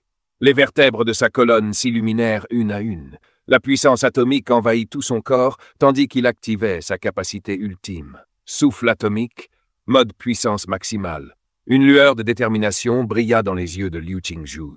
Elle abandonna toute défense pour se consacrer entièrement à l'attaque. Elle refusait de perdre. Ce combat aurait un vainqueur. Elle libéra sa technique suprême, le coup du noyau de jade, fusionné avec l'art secret de son sang, la lance de sens spectrale. Une colonne brillante d'énergie bleue rugit vers elle comme un jugement céleste. En même temps, elle pointa son doigt de jade lumineux devant elle, condensant l'énergie pourpre écarlate de destruction. Ses ailes battant avec fureur dans son dos, elle fendit l'air, tranchant droit dans le rayon atomique en approche. Les deux forces colossales s'entrechoquèrent en plein ciel, provoquant une explosion cataclysmique. Des vagues d'énergie brute balayèrent l'arène, faisant trembler le ciel lui-même. L'hôte du tournoi hurla de panique. « C'est mauvais !» Un tel déchaînement de puissance, c'était bien au-delà de ce que deux jeunes combattants pouvaient contenir. À l'extérieur de l'arène, le visage du maire de la cité s'assombrit. Il se précipita. Si l'un de ces deux prodiges monstrueux était blessé, ce serait une perte immense, non seulement pour la ville, mais pour toute la fédération. « Arbre gêne, barrière de l'impulsion terrestre !» cria-t-il. Le sol trembla violemment. 3 gigantesques murs de pierre, infusés de son aura de combat, jaillirent du sol, s'écrasant entre les attaques en collision. Mais quelques secondes plus tard, ces murs massifs furent pulvérisés. Un éclair blanc aveuglant engloutit l'arène. La foule éclata dans la panique. C'était quoi, cette explosion?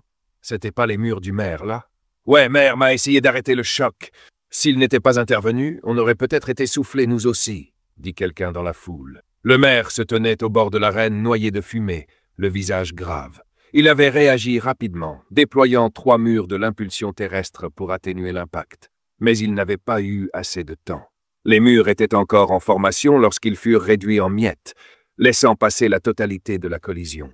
Qui aurait pu prédire que les épreuves d'entrée de cette année feraient émerger non pas un, mais 2 candidats d'une puissance monstrueuse? Si l'un d'eux était gravement blessé, même une démission ne suffirait pas à réparer une telle erreur. Dans ce monde, un prodige martial avait plus d'influence sur les cœurs que n'importe quelle célébrité. Et au centre de l'arène, Liu Qingzhou gisait de nouveau, grièvement blessée. Le sang ruisselait le long de son bras. Elle tomba à genoux, son autre bras gravement brûlé. Sa silhouette autrefois fière n'était plus qu'une ombre d'elle-même, meurtrie et brisée. Le pouvoir de sa forme bestiale s'était totalement dissipé, mais elle refusait d'abandonner. Elle pouvait encore se battre. C'est alors qu'il se posta devant elle. Il se tenait droit, indemne, pas la moindre égratignure. Le contraste était brutal.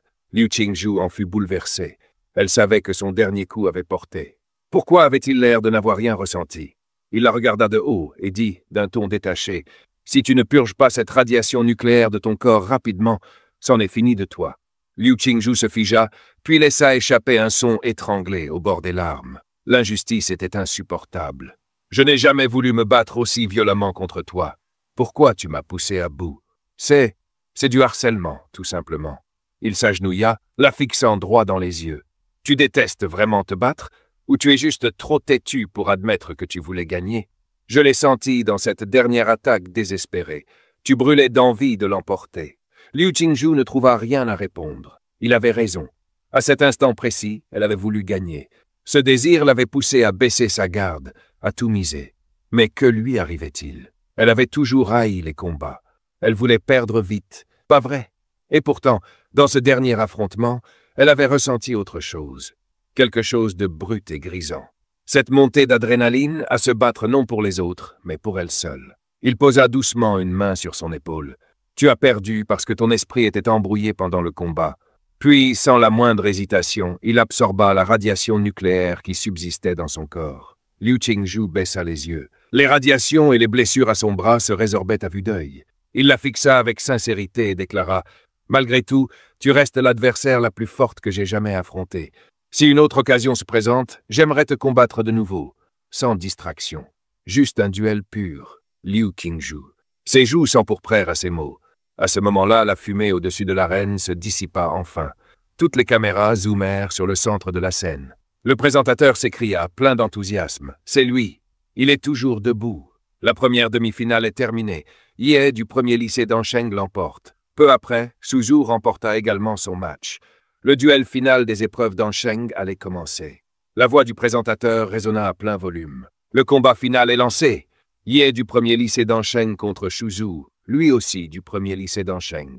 L'audience du direct explosa, frôlant les 500 millions de spectateurs. La grande finale du tournoi d'Ansheng battait son plein, alors qu'un arbitre donna le signal. Suzhou se tenait prêt, les paumes jointes. Une longue épée glaciale se forma lentement entre ses mains, forgée par la puissance brute de son lignage. Manifestation de la lame Cryo. Le protagoniste esquissa un sourire. « Allez, viens. » Il venait peut-être de vaincre la redoutable Liu Qingzhou, mais il n'allait pas baisser sa garde pour autant. Après tout, l'intellect de combat de Suzhou est peut-être le plus affûté de tous les candidats cette année. Les yeux de Suzhou se durcirent. Il avança, activant la technique des 7 étoiles. Son corps se brouilla, se transformant en une série d'images rémanentes. En un clin d'œil, il avait réduit la distance entre eux. Fsh, fsh, fsh. Des centaines de lames glacées fendirent l'air, attaquant le protagoniste de toutes parts, lui coupant toute issue. Mais il ne broncha pas. Suivre le vrai Suzhou? Hors de question. Faire tout exploser autour? Bien plus satisfaisant. Il serra le poing, ses muscles tendus comme des câbles d'acier, une énergie bleutée et étrange dansant le long de son bras. Point à détonation atomique entièrement chargé. En un seul coup, le sol trembla. Une onde de choc d'énergie atomique pure se propagea autour de lui dans un rayon de 10 mètres, irradiant d'une chaleur dévorante. Suzu dut battre en retraite, l'esprit secoué. Ce type ne cherchait même pas à viser le vrai corps. Il pulvérisait tout à coup de force brute. Avec le niveau de défense de Suzu, impossible d'encaisser ça de front. Honnêtement, existait-il quelqu'un de leur âge capable d'échanger des coups avec le protagoniste et d'en ressortir indemne? Il suffisait de voir ce qui était arrivé à Shengguan. Mais Suzu n'était pas du genre à fuir. Si le corps à corps ne fonctionnait pas, il userait le protagoniste à distance. Son lignage s'éveilla. Éveil du ver de givre. Des écailles cristallines de dragon fleurirent sur sa peau. Ses pupilles se rétractèrent en fente dorée et 2 cornes d'obsidienne jaillirent de son crâne. Dans son dos, un gigantesque ver des glaces rugit en prenant forme, ses ailes spectrales s'étendant de tout leur long. Son impulsion de glace explosa. Des vents gelés hurlèrent à travers l'arène, formant d'immenses pics de glace qui se fondirent en une vague titanesque de givre, s'abattant sur le protagoniste. C'est insensé. Il vient littéralement de faire surgir une montagne de glace de nulle part. Cette lignée du ver des glaces est divine. Il est incroyable. Abat le seigneur maléfique hier. Vas-y, frère de glace. À cet instant, le protagoniste fut entièrement enfermé dans l'épaisse couche de glace forgée par la lignée de Suzu. Mais Suzu ne se détendit pas. Il n'était pas assez naïf pour croire le combat terminé. Son souffle s'alourdissait. Libérer un tel niveau de pouvoir issu du ver des glaces avait un prix. Soudain, la foule poussa un cri. « Regardez, la montagne de glace. Elle fond !» L'instant suivant, un pilier éclatant d'énergie bleue jaillit des profondeurs de la glace, fonçant droit sur Suzu. Toujours en alerte, Suzu fut tout de même surpris par cette contre-attaque soudaine. Instinctivement, il invoqua un pilier de glace sous ses pieds pour s'éjecter hors de la trajectoire du rayon. Boum! Le rayon atomique percuta le bouclier énergétique commun des examinateurs, créant des ondulations sur sa surface. La montagne de glace s'effondra rapidement, fondant sous la chaleur accablante. Du cœur du glacier en dissolution émergea une silhouette d'un bleu profond. Les flots de glace fondue n'effleuraient même pas son corps, s'évaporant instantanément au contact de la chaleur brûlante qu'il dégageait. Yi était de retour, pleinement éveillé dans son état Godzilla. Suzu expira lentement, une amertume dans le regard. L'écart entre leurs puissances était tout simplement trop grand. « Yi, dit-il d'un ton ferme, prends ça. Mon ultime attaque. C'est ma limite absolue dans les arts martiaux. Je l'avais gardée en réserve pour Liu Qingzhu. » L'instant d'après, une gigantesque épée de glace se matérialisa dans les mains de Suzu, preuve que sa lignée était pleinement éveillée. La lame dégageait une aura glaciale, imprégnée d'une volonté tranchant jusqu'à l'âme, une intention de coupe spirituelle. Le premier à réagir fut le maire d'Anqing. Son expression n'était pas moins stupéfaite que celle qu'il avait eue quand Liu Qingzhu avait utilisé une technique Xianwang. L'intention du sabre, à son âge, c'est irréel. Sans hésiter, Suzu abattit la lame de toutes ses forces.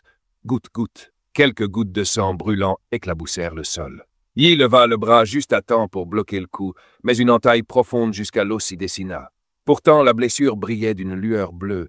La chair déjà se tordait, amorçant sa régénération. Avec une meilleure lame, t'aurais peut-être une chance. Les yeux de Suzu s'écarquillèrent, stupéfaits. Il baissa le regard vers son épée brisée. Il comprit. Il avait perdu. Quelle chance avais-je vraiment? Murmura-t-il presque pour lui-même. Yi esquissa un sourire narquois, un peu plus que celle d'un soumis qui espère finir avec la fille. Suzu haussa les épaules avec un soupir impuissant, puis leva la main vers l'arbitre. « J'abandonne. Victoire en finale. Yi se tient comme le champion. Allons-y, frère Yi. Je savais que t'étais pas comme les autres. » Suzu était fort, mais face à Yi, aucune chance. Le chat du livestream explosa. Yi passa de l'outsider à la légende. C'est l'ultime arc du cheval noir. À cet instant, le visage de Yi inonda tous les médias de la ville. La rumeur se répandit à la vitesse de l'éclair. L'année dernière, il était dernier de sa classe. Cette année, il a écrasé l'élève le mieux classé et remporté le championnat. Quelle remontée! Et cette édition de l'examen, bien plus intense que toutes les précédentes. S'élever au-dessus de tout ça, Yi est peut-être le plus grand champion martial de l'histoire d'Anqing, voire de tous les temps. À l'extérieur du stade, la foule rugit comme une vague géante. Yi! Yi! Yi! Résonnait à travers toute la ville, et parmi les millions de spectateurs connectés, tous avaient assisté à l'aboutissement d'une guerre de 3 jours, rude et sans merci. Le champion des 24e épreuves d'entrée martiale d'Anqing venait d'émerger. Yi, du lycée numéro 1 d'Anqing. Yi, On raconte que tu as surgi de nulle part pour grimper les échelons à la dernière minute. Maintenant que tu es au sommet, un mot à dire. Le protagoniste s'avança, la voix ferme. Tout d'abord, je veux remercier mon maître. Quand j'étais au plus bas, il n'a pas abandonné. Son soutien m'a donné la force de me battre. Devant le live stream, le professeur principal de Yi essuyait ses larmes. Il était submergé par la culpabilité. Comment avait-il pu passer à côté d'un talent aussi monstrueux jusqu'à la veille de l'examen? Il ne se sentait pas digne des éloges. Et ensuite, je voudrais... Soudain, au premier rang de l'auditoire, le proviseur de l'école se mit à agiter les bras frénétiquement en direction de Yi. Il leva les deux mains en l'air, formant un grand 2 et 0 avec ses doigts. 2 millions. Yi, fais un peu de pub pour notre école et je t'offre 2 millions en bourse. Les yeux de Yi s'illuminèrent instantanément, comme s'ils étaient devenus des signes dollars. Je voudrais aussi remercier mon alma mater et notre brillant proviseur. Sans sa sage direction, comment le lycée Hanking Ier aurait-il pu atteindre de tels sommets? Et pour finir, je tiens à me remercier moi-même, déclara Yi avec une sincérité absolue.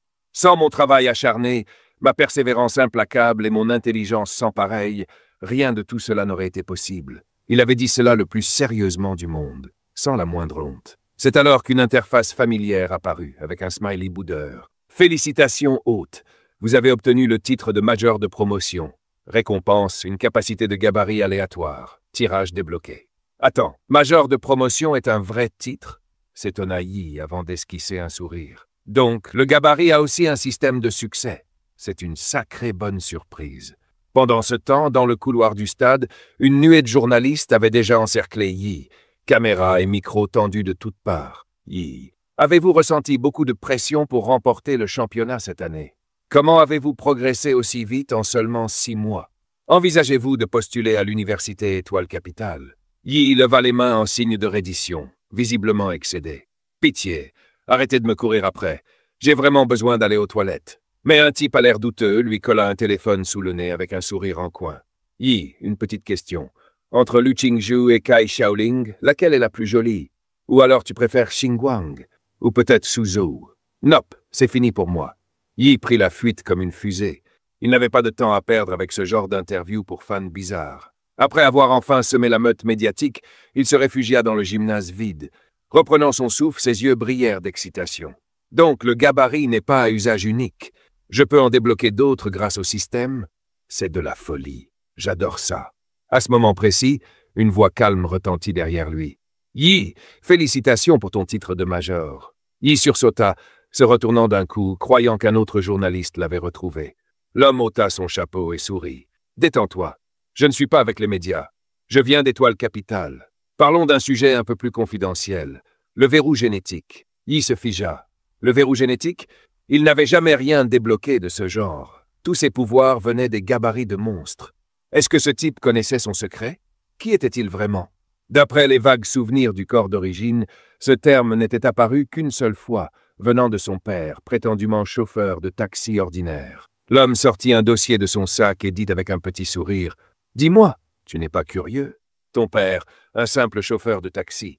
Comment aurait-il pu entendre parler de quelque chose comme un verrou génétique? » Yi haussa un sourcil. « Attends, et si mon vieux était en réalité un expert caché? » L'homme lui tendit le dossier. « En raison de ton statut unique, Étoile Capitale a autorisé la diffusion d'un document classifié. » Yi l'ouvrit et ses yeux s'écarquillèrent en lisant. « Projet Prométhée, ancien acteur majeur de la recherche biologique génétique sur la planète bleue.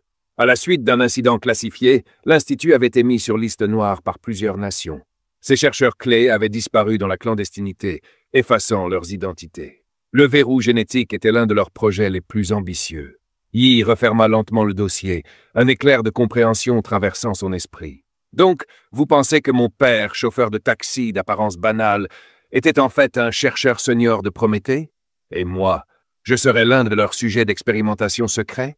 Yi, je t'en prie, ne t'inquiète pas, dit doucement l'homme en trench-coat. Le gouvernement ne cherche pas à te menacer. Je suis ici uniquement pour t'informer. Après tout, en tant que sujet concerné, tu as le droit de connaître la vérité. Il semblait craindre que Yi ne panique et ne fasse une bêtise. Tu fais désormais partie d'un programme de cultivation à l'échelle nationale. Ta sécurité est notre priorité absolue à partir de maintenant. Yi le fixa, impassible. Frérot, je suis probablement plus calme que toi en ce moment. Sérieusement. Alors, son visage changea d'un coup, adoptant une expression narquoise. La célébrité, quelle plaît. Trop d'attention, trop de questions. La société, c'est vraiment une affaire de dessus, tu vois? L'homme cligna des yeux en silence, se retourna et s'éloigna sans dire un mot de plus. Dès qu'il fut parti, Hay se frotta les mains, les yeux pétillants d'excitation. Enfin, il est parti. Cette session d'examen, c'était le gros lot. Admission garantie dans une université prestigieuse, 2 millions en bourse, 800 000 de primes, et surtout, une nouvelle tentative de tirage de modèles. Le cœur battant, il ouvrit l'interface du système et appuya sans hésiter. Il savait bien que les modèles de rang légendaire, comme Godzilla, étaient rarissimes, mais il ne pouvait s'empêcher d'espérer un autre miracle. Un vortex noir tourbillonnant apparut à l'écran, empli de grognements monstrueux et de rugissements résonnants, comme un coffre maudit peuplé de bêtes antiques. Et resta bouche bée, fasciné. Puis le résultat s'afficha. Modèle de classe D, modèle de classe D. Type colosse, humanoïde, capacité liée à la lignée, augmentation de taille jusqu'à 60 mètres, émission de vapeur à haute pression, chemin évolutif, hybride proto-géant, compatibilité 1%. Les yeux d'Hay brillaient de plus en plus fort. Donc, les capacités des modèles peuvent se cumuler. Si je combine le type colosse humanoïde avec le modèle de Mothra empereur berserker, ne deviendrai-je pas le véritable roi des monstres? Pendant ce temps, dans une villa silencieuse. Frère Olong, tu veux dire que tu refuses toutes tes missions? C'est exact. Annule tout ce qui est prévu à mon agenda. Il raccrocha. Le seul son qui subsistait dans la pièce était celui d'une émission télévisée en fond. Olong inspira profondément. Son index se mit à taper le bois rouge de la table avec régularité. Toc, toc, toc. Une marque se creusa bientôt là où son doigt frappait. Son frère cadet Opung avait disparu depuis plus de 15 jours. L'équipe envoyée dans la zone mystique était revenue bredouille, pas même un cadavre. Un S, un chasseur expérimenté des royaumes interdits. Olong n'avait pas besoin de confirmation. Son frère était mort. Pire encore, la scène avait été nettoyée. Aucun indice, aucune erreur. Pourtant, l'équipe de secours n'était pas revenue les mains vides. À l'endroit de sa dernière localisation connue, ils avaient récupéré des échantillons qui révélèrent des traces de radiation nucléaire. Les yeux de Olong restèrent fixés sur l'écran de télévision. On y rediffusait les finales martiales d'Ongqing. L'image se figea, libérant un souffle atomique bleu aveuglant. « Petit frère, murmura-t-il, je t'avais dit de rester loin de ce monde souterrain, d'abandonner cette vie. Pourquoi tu ne m'as pas écouté? Avant de mourir, maman m'a fait promettre de veiller sur toi. Maintenant, je ne peux même pas retrouver ton corps. » Ses paupières se fermèrent, alourdies de tristesse et de remords. Puis l'annonceur déclara « Gagnant final, Hay du premier lycée d'Ongqing. » Olong ouvrit lentement les yeux, injectés de sang et d'un calme mortel. « Hay, un génie rare, c'est certain. L'université capitale va sûrement tenter de te recruter. Dommage, ils n'auront jamais cette chance. » Ce jour-là, Hay prévoyait justement de se rendre dans une zone mystique pour tester sa nouvelle théorie, combiner le modèle Godzilla avec celui de type colosse en combat réel. Mais alors qu'il se préparait, une lettre inattendue lui parvint, signée Xuzu. Elle disait « Selon l'Institut de recherche capitale, une nouvelle faille mystique devrait s'ouvrir aujourd'hui à 15 heures sur le mont Arbre Rouge en périphérie d'Ongqing. Le niveau de danger estimé est classe C. J'ai l'intention d'enquêter. Tu veux faire équipe? Xuzu. » La première pensée d'Hay ne fut pas pour la zone mystique. Non, il était choqué que Xuzu envoie encore des lettres manuscrites en 2024, assorties à son cosplay de bretteur et à sa manière archaïque de parler. Et commençait sérieusement à se demander « Est-ce que ce gars a lui aussi été transféré d'un autre monde ?» À 15 heures, le mont Arbre Rouge, habituellement désert, était bondé. Plus de 1000 combattants s'y pressaient, parmi eux des guerriers d'élite et des représentants d'organisations de haut rang.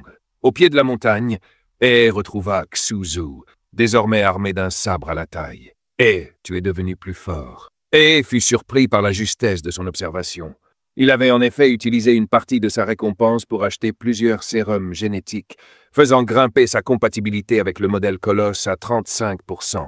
Ce n'était qu'un monstre de classe D, certes, mais il évoluait vite et agissait vite, un investissement rentable. En attendant l'ouverture de la faille, les deux garçons bavardèrent. « Alors, Xuzu, tu vises quelle université? » « L'université capitale. » Il y avait une drôle de nuance dans sa voix quand il l'avait dit. Hay le remarqua mais n'insista pas. Il se contenta de sourire. « Alors, on sera camarades, hein ?» À ce moment-là, la foule autour d'eux explosa. La faille mystique s'ouvre. Un cri strident jaillit, transperçant l'air comme une lame. L'instant d'après, un oiseau monstrueux, doté de 3 têtes tordues et de plumes d'un noir d'encre, se fraya un passage à travers le portail, coincé à mi-chemin entre 2 mondes. C'était sans aucun doute une bête de haut rang. Elle s'était imposée, devenant la première créature à émerger de la faille. Mais, malheureusement pour elle, ce qui l'attendait dehors n'était pas une proie. C'était plus d'1 millier de guerriers armés jusqu'aux dents, prêts à tuer. Les montagnes résonnaient de leurs cris de guerre à l'unisson. Personne n'hésita. Les combattants se ruèrent sur le monstre tels une vague déchaînée, se moquant bien qu'il soit encore coincé dans le portail. L'oiseau à 3 têtes se débattit, affolé, chaque tête cherchant désespérément à reculer, mais il était piégé. En quelques secondes, son immense corps fut piétiné et broyé sous une marée de lames, de bottes et de cris de guerre. Le premier arrivé et le premier abattu. Et Suzhou, fondu dans la foule, franchirent la faille juste derrière la vague de guerriers. De l'autre côté, un spectacle à couper le souffle les attendait. Une forêt d'arbres colossaux, chacun dépassant les 100 mètres de haut, s'élevant comme des gratte-ciel perçant les cieux. Soudain, une âcre odeur métallique de sang envahit les narines d'Ai. Il leva les yeux. L'entrée de la faille était déjà devenue un champ de bataille, une mini-marée de bêtes s'écrasant contre les guerriers tout juste arrivés. Hurlements, rugissements et chocs d'acier emplissaient l'air, fusionnant en une symphonie brutale et chaotique. Ai comprit rapidement. Les guerriers n'étaient pas là uniquement pour piller la zone mystique. Ils tenaient la ligne de front pour une raison. D'après le code de défense de l'Étoile Bleue, tout artiste martial licencié a non seulement la liberté d'explorer les zones mystiques, mais aussi le devoir de protéger le monde réel des marées de bêtes. Quiconque néglige ce devoir et laisse une marée s'échapper vers l'extérieur, causant des pertes civiles, perdra son statut de guerrier et sera jugé par un tribunal militaire. Pour un guerrier, plus la puissance est grande, plus la responsabilité est lourde. Et Suzhou rejoignirent la ligne de front, repoussant la vague de bêtes qui déferlait. Suzhou activa sa lignée sanguine, libérant des vagues d'énergie glaciale qui figèrent les pattes des créatures, bloquant la voie devant eux. Soudain, une bête surgit derrière lui. En une fraction de seconde, Ai lança son point de détonation atomique, réduisant l'assaillant en brouillard et chair fondue. « Surveille tes arrières », lança-t-il, imperturbable. Puis, presque paresseusement, il ajouta « Ces bêtes de zone mystique, aucune n'est capable d'un vrai combat. » Derrière lui s'étendait un champ de cadavres fumants. Suzhou resta stupéfait. Lui qui maintenait la ligne avec prudence, Ai avait déjà anéanti toute une section de monstres. Les créatures tuées par Ai n'étaient pas simplement brûlées. Elles avaient été dissoutes, comme si chaque cellule de leur corps s'était désintégrée de l'intérieur. Telle était l'horreur du mana atomique. Silencieux, invisible, absolument dévastateur. Et pour la première fois sur un champ de bataille ouvert, Ai, véritable zone de catastrophe nucléaire ambulante, pouvait enfin libérer sa puissance sans retenue. Rugissement, couinement. Les bêtes hurlaient en se jetant sur lui pour fondre en flaques de chair à quelques mètres à peine, cuites vives par la chaleur émanant de son corps. Ailleurs sur le champ de bataille, des guerriers emmêlés tournèrent la tête, surpris de voir ceux derrière eux, déjà en train de se détendre et d'essuyer leur sueur. Et quoi? C'est déjà fini pour eux? Ils ont recruté un mercenaire de haut rang ou quoi? Non. C'est juste le meilleur candidat des examens d'entrée dans King. Pardon? C'était pas qu'un stagiaire? Comment un gamin peut-il affronter seul des vagues entières de monstres? T'as pas regardé la diffusion des examens cette année? Non. Qui veut voir des lycéens se battre? Crétin. Ce lycéen pourrait te balayer 10 fois sans transpirer. Alors que la bataille s'éternisait, la fatigue commença à se lire sur les visages. Puis quelqu'un cria « Poussez les bêtes vers le meilleur score !» Et soudain, le champ de bataille s'adapta. Tous pivotaient instinctivement, utilisant le champ de radiation d'Ai comme une zone de mise à mort naturelle contre la marée de monstres. Nul ne savait combien de temps le combat avait duré, jusqu'à ce que, boum, une fusée de signalisation éclata dans le ciel. Des yeux ternis par la fatigue s'illuminèrent soudainement. Décapitation confirmée. La bête alpha est tombée. On l'a fait. La marée se brise. Les monstres battent en retraite. Ne relâchez pas la pression. Éliminez-les jusqu'au dernier. Suzhou expira enfin, submergé par le soulagement. La première vague de la marée bestiale du mont Arbre Rouge était terminée. Des plus de 1000 guerriers engagés, seuls environ 800 restaient debout. Ai s'approcha tranquillement, traînant derrière lui plusieurs sacs massifs. Son attitude détendue jurait avec celle des survivants couverts de sang. Ouf! Avec Suzhou, soyons sérieux une seconde. Je manque de bras, là. Comment je suis censé transporter tout ce butin? Dans un bruit sourd, il laissa tomber plusieurs sacs gonflés de noyaux de monstres devant lui. Suzu tendit silencieusement une bague noire et argentée. « Ma bague spatiale. Utilise-la. »« Ouah, pas mal. Une bague dimensionnelle? Ça vaut des dizaines de millions sur le marché. » Il s'empressa d'y fourrer les sacs. « Je le savais. T'es blindé en secret. Wu Zhen est de retour. Grâce au ciel. S'il n'avait pas éliminé la bête d'élite, on serait tous morts là-bas. » La foule s'écarta instinctivement quand un homme grand, aux épaules larges, s'avança, dégageant une énergie juste et imposante comme un mur invisible. Il comprit vite. Cet homme se dirigeait droit vers lui. « Salut. »« Premier de la classe Danking, » dit l'homme avec un sourire chaleureux. « Je suis Wu Zhen, commandant régional du corps de mercenaires du Loup d'Argent. J'ai entendu parler de tes exploits aujourd'hui. Travail exceptionnel. Maintenant dis-moi, serais-tu intéressé à rejoindre notre corps ? Cela ne perturbera pas tes projets universitaires. En fait, tu recevras de nombreux avantages, de l'équipement et un soutien constant.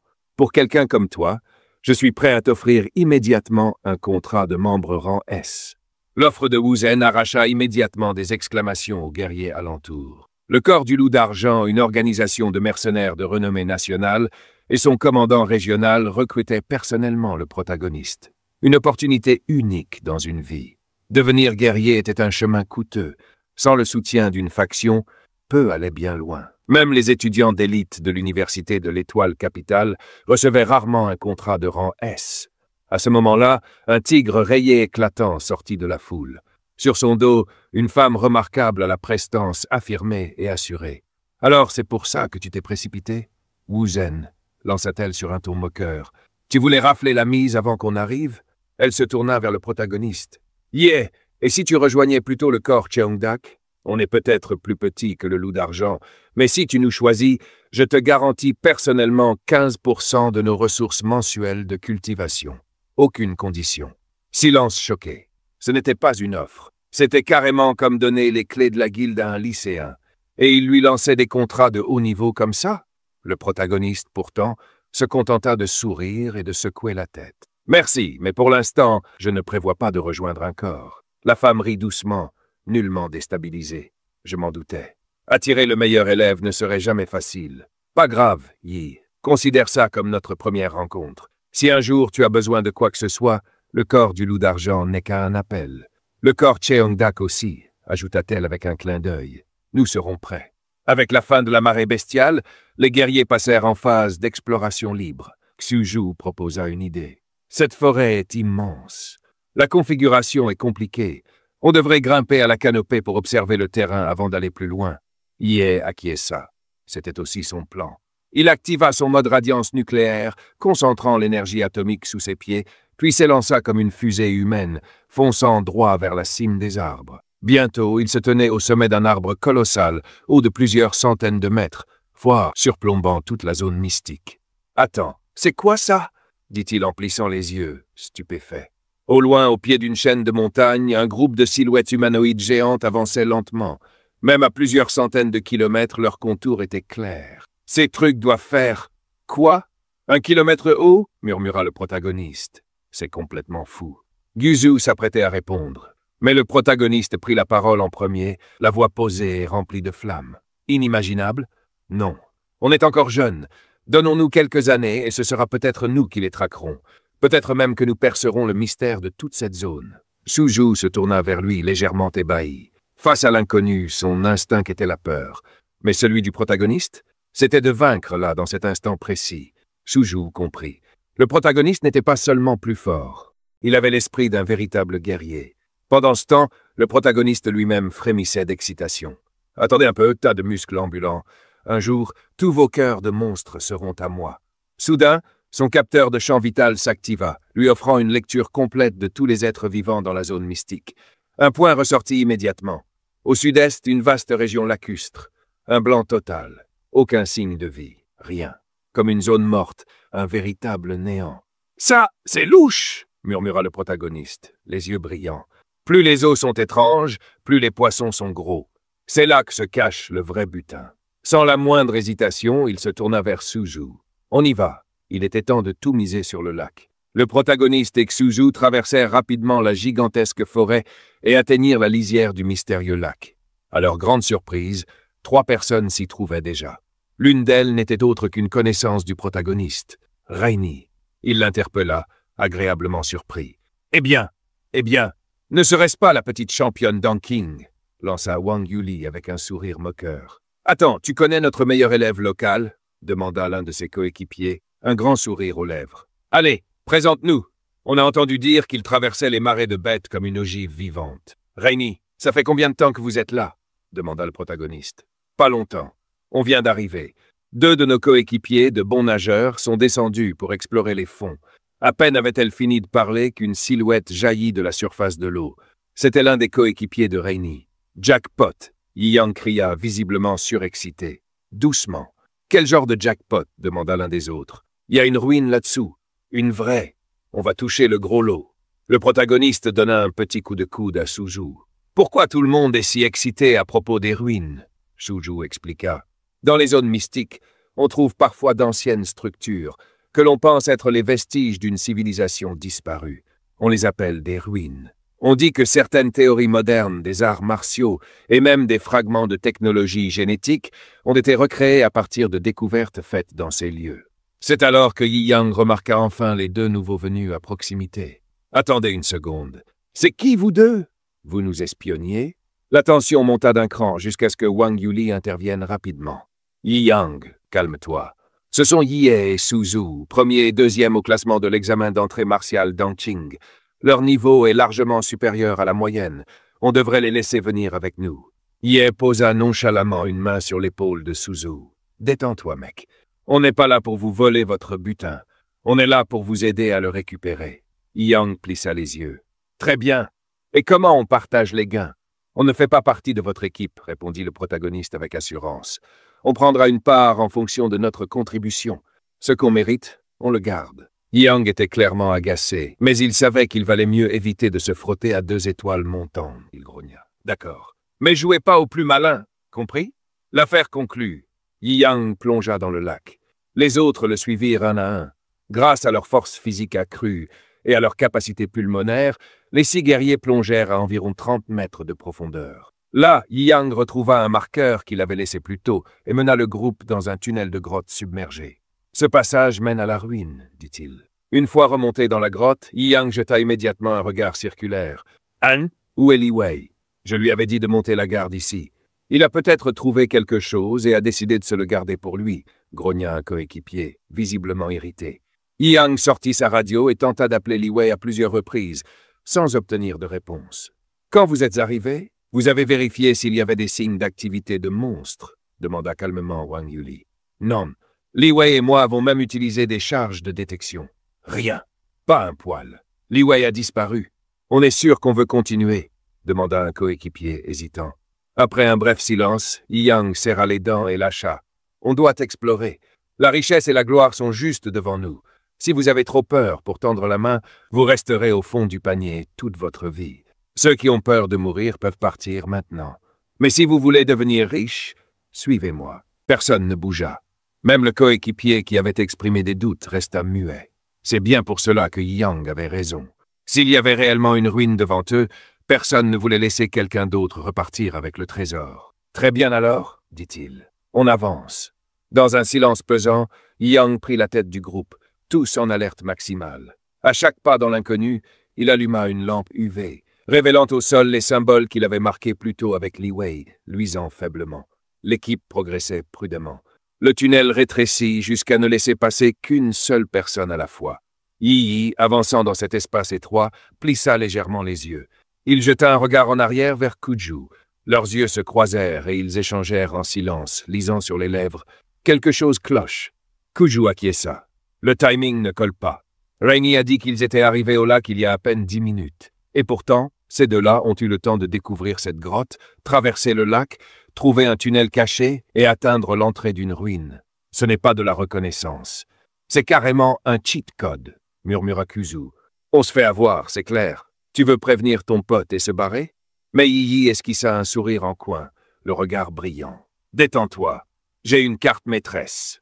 Peu après, le groupe déboucha dans une immense caverne souterraine, grande comme un terrain de football. Des lianes vert foncé recouvraient chaque centimètre du sol, des murs et du plafond. Mais ce qui leur glaça le sang, ce furent les choses enchevêtrées dans ces lianes, des noyaux de monstres ternes et sans vie, et des tas de cendres où des créatures avaient été réduites en poussière. Plus étonnant encore, le silence inquiétant du lac s'expliquait. Quelque chose, ici, avait déjà dévoré tous les autres prédateurs. Le visage de Wang Yuli s'assombrit instantanément. Sa voix était glaciale. « Yu Yang, où est la ruine que tu nous as promise ?» Un de ses coéquipiers poussa un cri perçant, pointant du doigt l'autre extrémité de la caverne. Là, un cadavre momifié flottait en l'air, transpercé de part en part par d'épaisses lianes. À en juger par les vêtements, c'était Li Wei. Wang Yuli et une autre femme reculèrent en titubant, livides d'horreur. Yu Yang, lui, s'effondra à genoux, se tenant la tête, murmurant de manière hystérique. « La ruine, où est-elle? Elle devait être ici.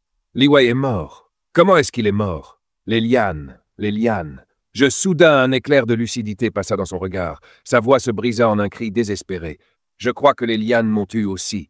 Fuyez! » Splatch! Sa tête explosa comme un pétard, projetant sang et éclats d'os. Des lianes surgirent des restes déchiquetés, ondulant tels des tentacules démoniaques. Yu Yang, la Wang Yuli, sa voix se brisant sous le choc et l'effroi. À cet instant, Ye réagit. Il libéra une dévastatrice haleine atomique droit sur la menace. Boum! Un rayon d'énergie bleue aveuglant balaya l'air, incinérant la moitié supérieure du corps de Yu Yang et les lianes qui l'avaient infesté.